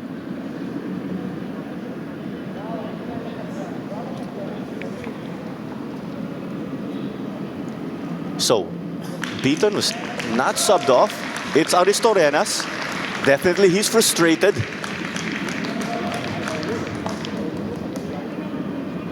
Not a tactical change, but a change made out of necessity. The other player being subbed off, Daniel Romeo. And it's John Sally stepping up. Both players now cold because of this long stoppage. Kenry Balobo having to make a save right after checking in. So there was a double change that was made, right? I want to see for formality on who is the exact player stepping off for Balobo. Here's the whistle and the signal. Celis plays the waiting game. Shoots and scores! 1-1 here. It was 11 v 10 and it's now 10 v 10. Incredible how moments can change football matches. When Army go down to 10 men and when they concede right after halftime, you would have thought Maharlika would have controlled the rest of this match, but it's a great penalty. Balobo guesses the right way and still doesn't reach it. That's how you know it's a great penalty. And Celis celebration, heart signs to the bench. Somehow, some way, it's 1-1. And this will carry on 10 v 10 with a similar pace to a futsal game. The spaces will open up now in places that don't normally open up because teams usually prepare for 11 versus 10 scenarios. I'm not too sure if any team prepares for a 10 versus 10 scenario. I do remember hearing a coach say that they do prepare for extreme circumstances, but maybe it's only during the preseason where you see guys who are running through certain scenarios here and there. Well, obviously what you said, but then again, it is very rare that you see players get subbed off or sent off rather. By the way, there's another foul there. There are still players on here that are bordering on a red card. The last thing either side want is to go down to 9 men because that would put things really in a precarious situation. I think both teams combined for about 11 yellow cards in the first half. You could say Dini Watara gifted that. Here's a chance now. Whipped in. Mike Menzi will send this ball in. Flag is raised from our assistant referee.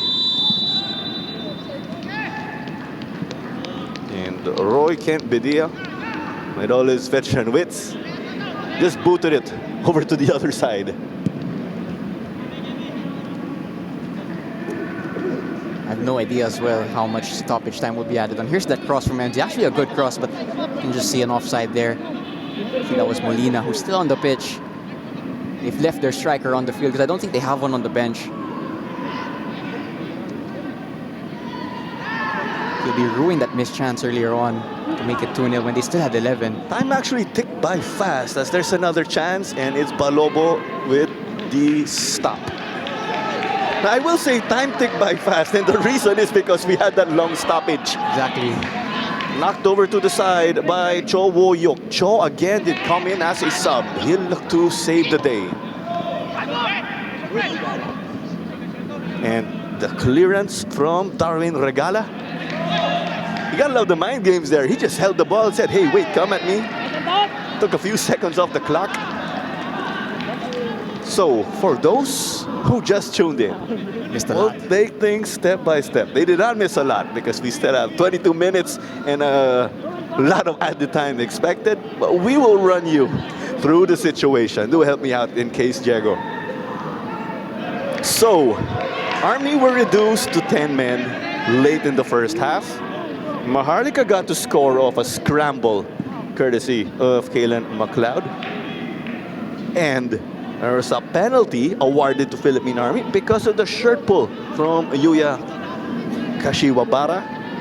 Dini Watara was given 2 yellows for unsportsmanlike behavior to the referee. That is correct. He was given 2 yellows.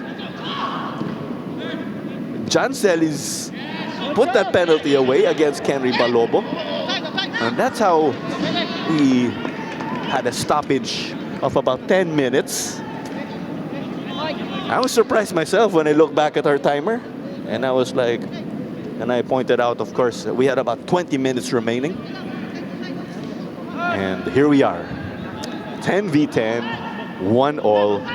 McLeod and Celis, your goal scorer so far in this evening. It was Ago Oriola, by the way, who did get sent off late in the first half for Philippine Army.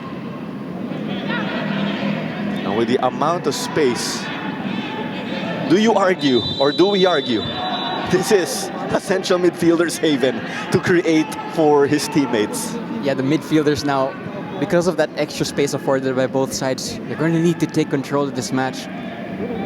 I'm excited to see which individual grabs hold of this game and starts dictating the pace and possession from either side, because it's so open at the moment. There's a chance here. It's on to the left. The shift in direction. Off of the captain now. Villaseñor got the armband because Soriano had to get subbed off due to injury. But I will say that stop was Jalsor Soriano-esque. Chai Villaseñor. Great block there. It was actually a promising scenario for Maharlika because they found themselves in an attacking position. Numbers of Army tracking back, in the end making that block.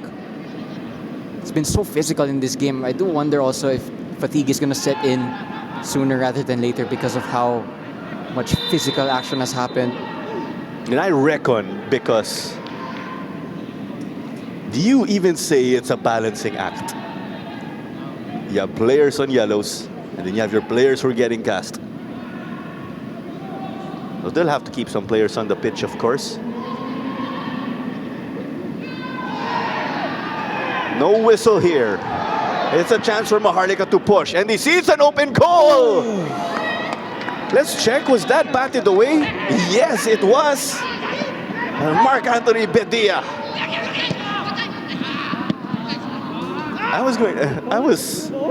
I'm at a loss of words for that stop.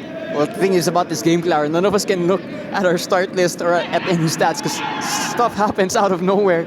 He's the Steve Rogers of Philippine Army. Let's put it that way. Captain Pilipinas, there you go. Not even sure who took that shot, but it was a halfway effort that had the goalkeeper scrambling. It may have been from Molina. We'll look at that replay again. I saw the slight shift in that ball. Like I said, it came off his hand. As Chobo Yuk the sub sets this up, denied. Oh, what a save! But Darwin Regala got hurt in the process. Yes, these are live pictures. So Regala, they get shaken up in the desperate bid to deny the follow-up. Here's a look. I'm not so sure if the ball even changed direction in that instance to indicate that Bedia got a tap. Definitely got a tap on this though, because Molina with another chance, and it's a fantastic point-blank save to keep it even. And Molina's had chances now in this match, in the first half and in the second, to restore the lead for Maharlika. He's been unable to take any of them. We have about 27 minutes plus a great amount of added time expected in this game. This will just slowly bounce into the hands of Betia. And with the situation in the table again, and with the way Army are underdogs, Diego, we were saying I would take the draw in this situation, goalless or not. And with our yellow cards, we have 12 combined in this game. I don't think we've spoken about it just yet, Claro, but Aguilas and Stallion will be watching this match and feeling that they want this game to end at least in a draw in favor of Army because Maharlika are lagging in that top 6 race, and this could be a chance for Army. It's open at the back. Here comes Celis. He'll take on Menzi. Shifts in direction. But it's Kenry Balobo who's able to get the stop. He's warmed up into this game. Hey, good evening to some of our viewers, of course. PFL Bible, Callum Thompson tuning in and did say technically this is a clean sheet for Dini Watara. That's right. Nico Palacio almost got around Menzi, gives it to Celis. It's Maharlika scrambling. Kalen McLeod doing Kalen McLeod things. And it's Beaton will push. He's the type of player you need in a situation like this. Long busting runs from both sides now. Game getting so stretched and so physical yet again. Some of the touches here, and I was going to say at that point in time that Molina made it 2-0, but finishing, letting him down here. 2-1, I beg your pardon. I need some catching up to do in this game. Well, he's had chances in this game, but none of those chances matched the promise and the openness of this one, and somehow he gets so wide. Goalkeeper in the end didn't even need to make the save. Here's the other chance a few minutes ago from Celis taking on Menzi, and he does really well to trick Menzi into going to his weak side, but it's a routine save for Balobo, and we won't get a replay of it there, but that was a great chance for Molina. Crazy game, absolutely crazy game. Molina knocked it to the left. Maharlika getting up cautiously, given it's 10v10. There's a trooper down in the box. And a referee says it's a goal kick. And Park Eun-soo will check in. And they are going to sub off Christian Molina. Not been ideal for Molina. Missed so many golden opportunities tonight. It's understandable that they made this change right here. But it's not a like-for-like change, Yeah, because Park Eun-soo is a defender. It looks like Junior Kim will play up front, but here was the crazy play that led to that golden chance for Molina. Excellent play from Kashiwabara, and Molina, how does he not get that on target? Because he has so much time and space to think about it. Maybe he has too much, and he just overthinks in the end. By the way, in that last instance, Jin Yun Kim riding so many challenges. If he went down, I think the referee would have allowed a penalty because of the amount of contact. But here they come again. It's Cho Wo-yok with his fresh legs. It is saved here or set up by Palacio. That's Nicanor Palacio. They cross as expected. Beaten! It sails over the bar. They should be ahead, Clara. They should be ahead. I don't know how they're not ahead. Golden chance a few minutes ago. Now another for Beaton, who should have had a goal by now, or at the very least, an assist. Incredible that it's still 1-1. It's gotta hurt that he missed that sitter in the first half just to track back. But here is Jesse Belgira to enter.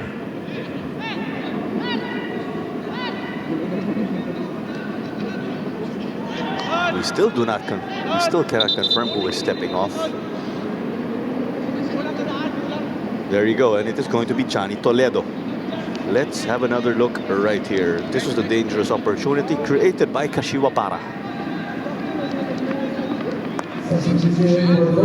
You know, it might be a similar scenario to what happened to Molina just a few moments ago. I think Beaton has too much time and space to think about it, so it doesn't become instinctive. It becomes a moment of overthinking. He just gets it all wrong because he has the quality and talent to put that on target at least. This game is becoming more psychological by the minute.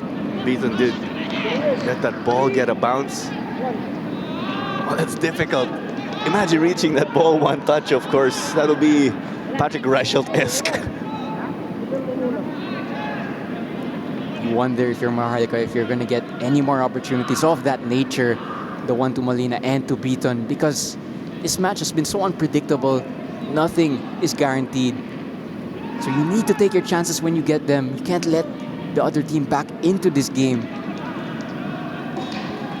So should this result stick, Maharlika will be 3 points adrift from a championship round spot, because right above them at number 6, you have Aguilas Yumat. They have 23 points. But what makes it more difficult is that the Aguilas have 2 matches on hand. Mike Menzi will chase this one. Just ensured, of course, that it will be their possession. 11 minutes plus stoppage time remaining. We are expecting a great deal of minutes to be added on later by referee Rodney Leble. That is because we had a long stoppage. There was that penalty, of course, and that's why Dini Watara was shown 2 straight yellows. The Dia will just run the clock here. Just noticing a change for Maharlika. Enzo Lucindo has stepped into a midfield role. Again, because they have to try and chase this game's lead now. We're going to put him in a more advanced role. Because of the fact also that, you know, the center backs and defenders of Maharlika don't really have anyone to defend against, because Ariola was sent off. So they need to pour more bodies forward. But the risk that comes with that is that they leave space in behind for the likes of Celis and Bedia to run into. John Celis has to be one of the fastest players in the Philippines Football League. On to the left now. Beaton drifted over to that side as opposed to being on the right wing. Park Jae-yeon. And the shot of Kim Jin-yeon did come off a defender. Here's this ball in. Bedia cannot secure. Too close for comfort there. He'll just slow things down, of course. That's textbook goalkeeping, where they lie down to plant the ball on the ground. It really is. Just eats up a few more seconds, but that's good goalkeeping from him. Good sweeper, keeper was aggressive. And this might be a good ball from him. 2-on-4 in that instance. John Celis almost got it as Mike Menzi got this one to Kim Jin-yeon. Kashiwa Bara. There's a trooper who just took some air and fell hard. Is there a foul that's going to be issued though? Or our referee's just checking on the down trooper. It looks like a little bit of cramps now. They've been down to 10 men for a really long time in this match, so they've had to make that extra effort, put in those extra yards. Looked clean for the most part, but it was a very physical duel between those two. What is the awkward landing on the left leg? McLeod to the right. Park Jae-yeon. Orken Bedia wanted to return this, gifted it away. Touches now as if it were a warm-up, and it's a follow-up. Oh my! Not a goal! I expected that to hit the back of the net, but it hit the side. How many golden chances are they gonna get to try and punish Army, and how many times are they gonna escape punishment if you're Philippine Army? This is a really poor hospital pass, and Army are so lucky that they're not behind. Initially a good save, but yeah, how is this not into the back of the nets, into the side netting? That was set up as if they were on the training ground or in the warm-up. A gift given away. Mark Anthony Bedia is actually struggling to get a distance on his goal kicks.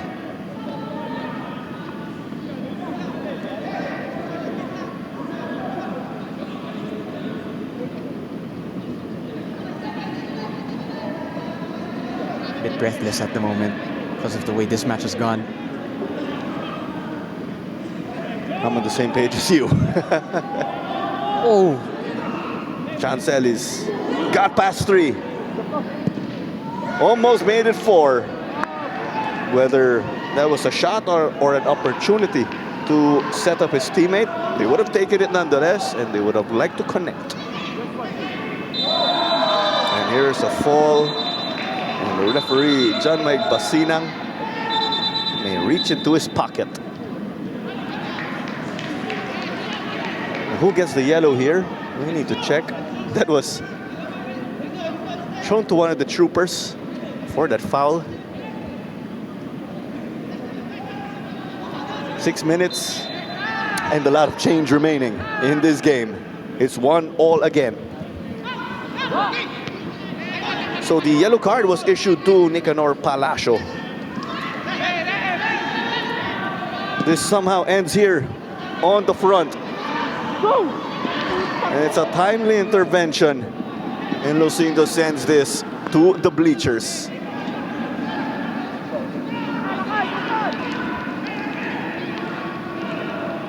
Let's recap again for those who just tuned in.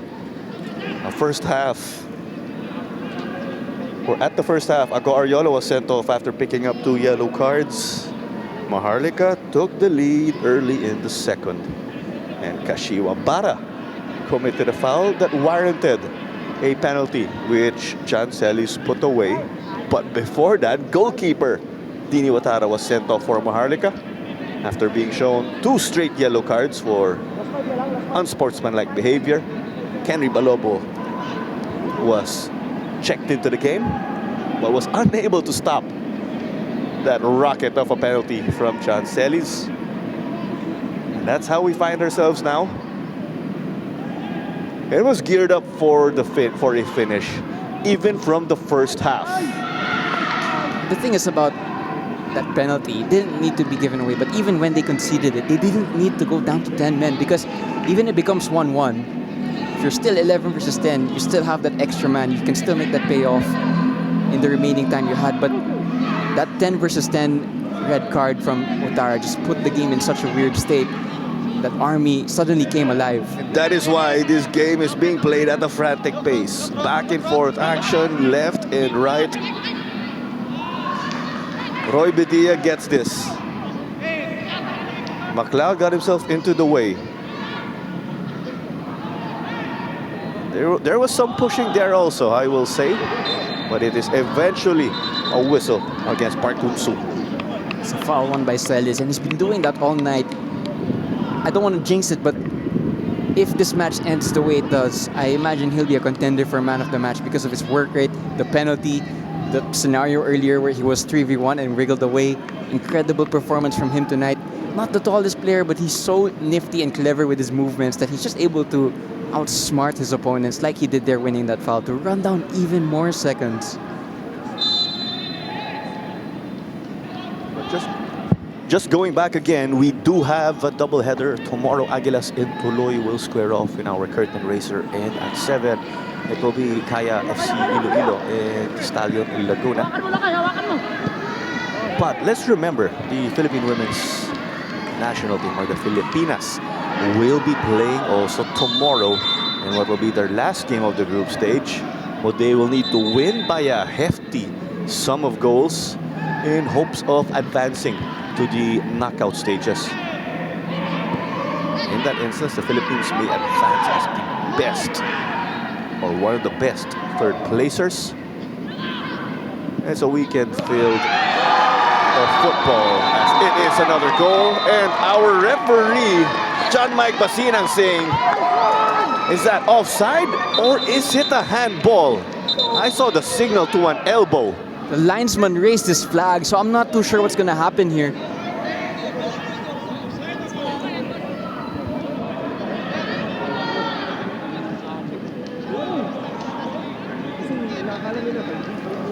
So the flag was raised there.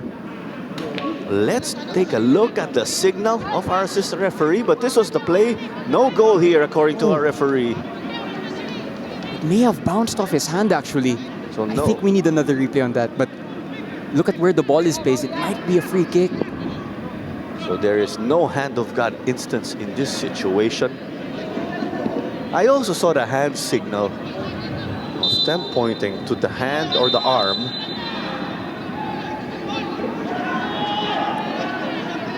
And that is confirmed because referee John Mike Basinang is telling Philippine Army goalkeeper Mark Anthony Bedia, set up the ball there because it is a free kick and not a goal kick. Incredible, another plot twist to this game. By the way, Mike Menz, he's been playing up front for the last few minutes. Auxiliary striker from him. Off we go now. Here comes John Celis. Shoots. Doesn't score. Almost hit the back of the net, but he missed the back post or the far post by a hair length. 30 seconds away from additional time. Lost for words, Clara. I'm lost for words. I've run out of words since halftime, Checo. This one has set up an epic finish. Beaten from Chowo Yok! Almost, but not quite. Captain Pilipinas na naman. What a save from the goalkeeper. The Filipino Steve Rogers. Let's have another look, but let's remember there's a corner. Beaton's shot got denied.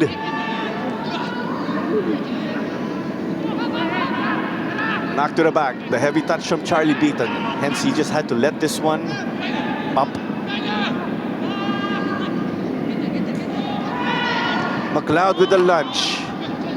Chowo Yok, reverse header in hopes of setting up a teammate. It's sent to the side though by Charvilla Senor.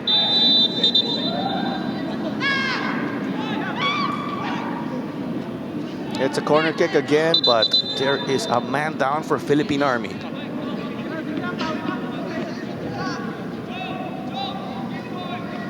Eight minutes, there you go. That was confirmed in the midst of the action.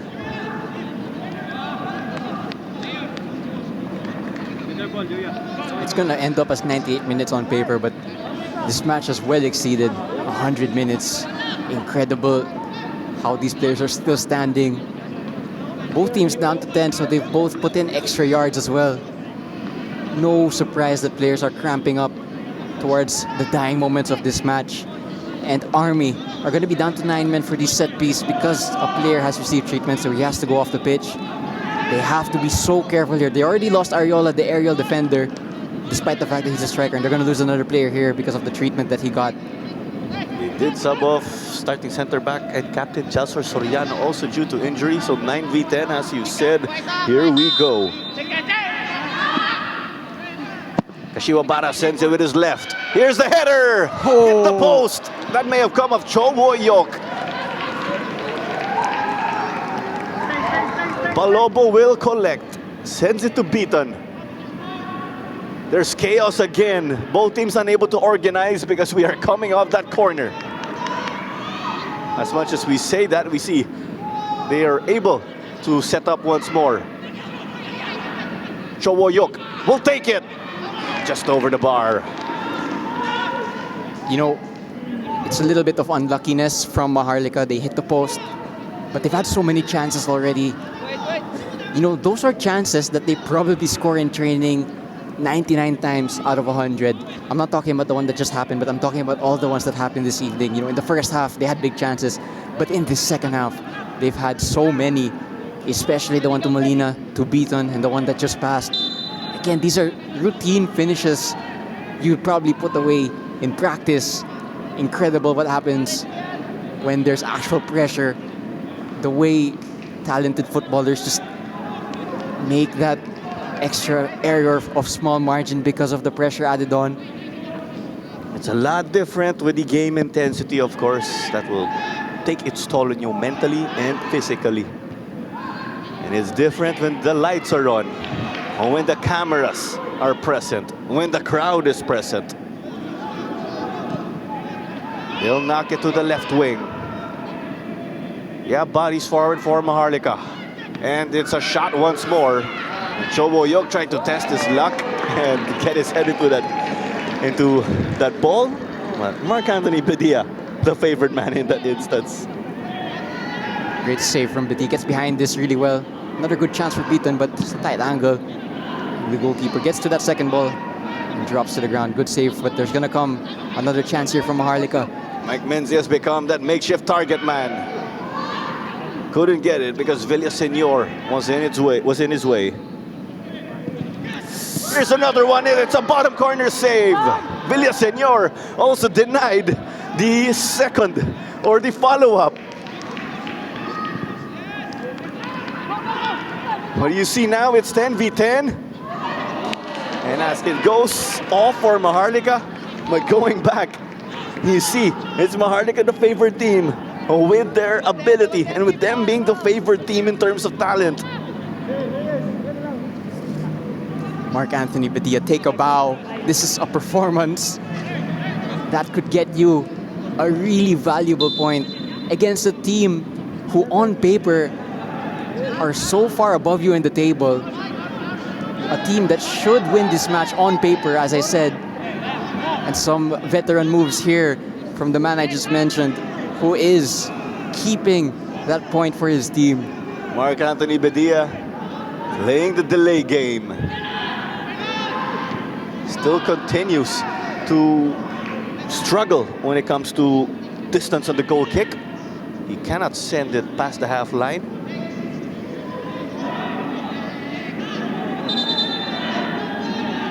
We have some warnings or reminders being issued now. Mark de Guzman took his sweet time on that throw-in. And that is not Coach Ronel Henner, one of his assistants. Took a back heel, sent that ball to the field. I mean, it's no surprise these coaches are able to take fancy and great touches whenever the ball gets into their area. Off of Villaseñor's head. Chancelis. It got knocked out of his feet because of Kalen McLeod. Off we go. It's a foot race. You know, Balobo is great with his feet. In this situation, it's Army looking to hold Maharlika. It's player down for Army as well in the final third. He's back on his feet here as Villaseñor is showing us why he is an experienced pro player.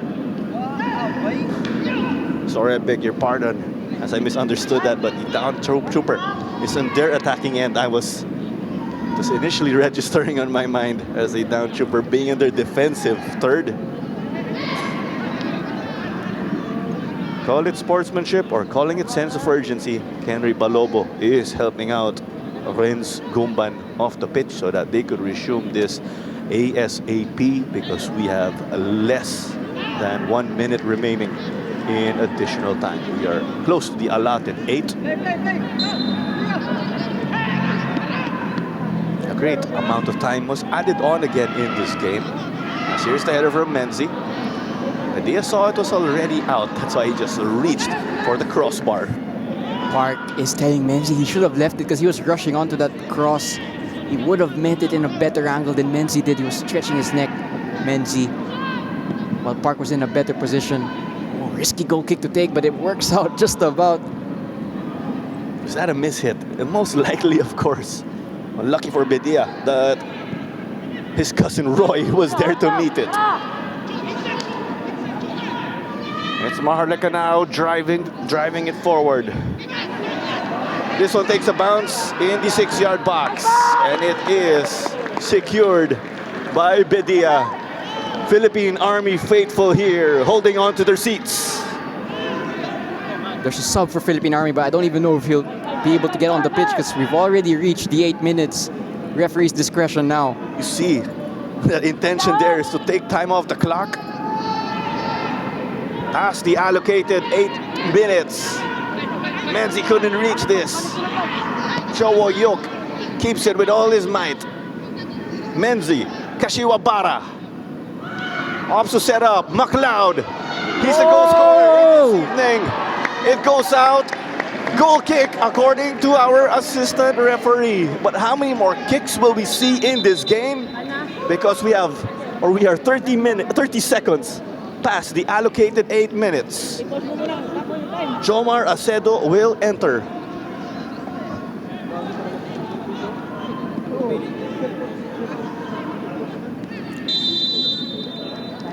We do not have the full-time whistle yet, but Coach Moon Hong has already made his way to shake hands with Coach Ronel and Coach Boogie Margarce. Expect this to be the last kick, or expect a few more kicks. But as much as Coach Moon Hong displayed his sportsmanship, it ain't over until it's over, as we know. And Mark Anthony Bedia got to kick it out, or to punch it out. Our ad board taking a hit, but we eventually have the full-time whistle at the Rizal Memorial Stadium. Philippine Army holding Maharlika to a 1-all draw, a 10v10 game. Maharlika led 1-0. Oh my goodness, what a game here. Maharlika led 1-0 again. Both teams were reduced to 10 men. And the John Celis again, his penalty, crucial, as they are able to rescue a draw. We say crucial, but not the only moment that define this game. A performance here from Mark Anthony Bedia. Army holding the fort. 1-all is the score again. Kellen McLeod, your goal scorer for Maharlika. John Celis, your goal scorer for Army. This is Tara Manzano alongside Diego Cordero. Confirmation once more of our score. It's 1-all between Army and Maharlika. See you at the next games, as we always say.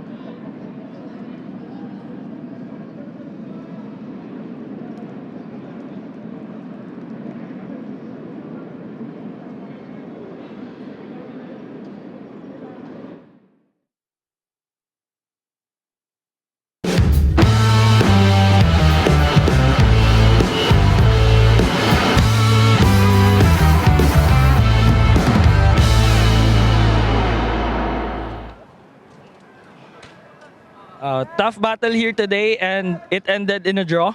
What are your thoughts on the game? Sa amin po, mahirap po kasi minsan lang po kami nagte-training po ng umaga lang. Tapos mahirap po kasi for duty palagi kami, gano'n. Tapos ginawa lang po namin yung part namin bilang individual player na ipanalo namin yung laro. Kaso ito po yung it's a draw. So how do you plan to move forward given the result? Mag-training po kami ng maigi, mas lalo pang mag-training na para sa next game prepared na po kami. And lastly, ano message niyo sa fans niyo po? Nagpapasalamat po kami kay Director po, Ma'am Batayola po, tsaka sa fans ng Army po. Okay na, okay na.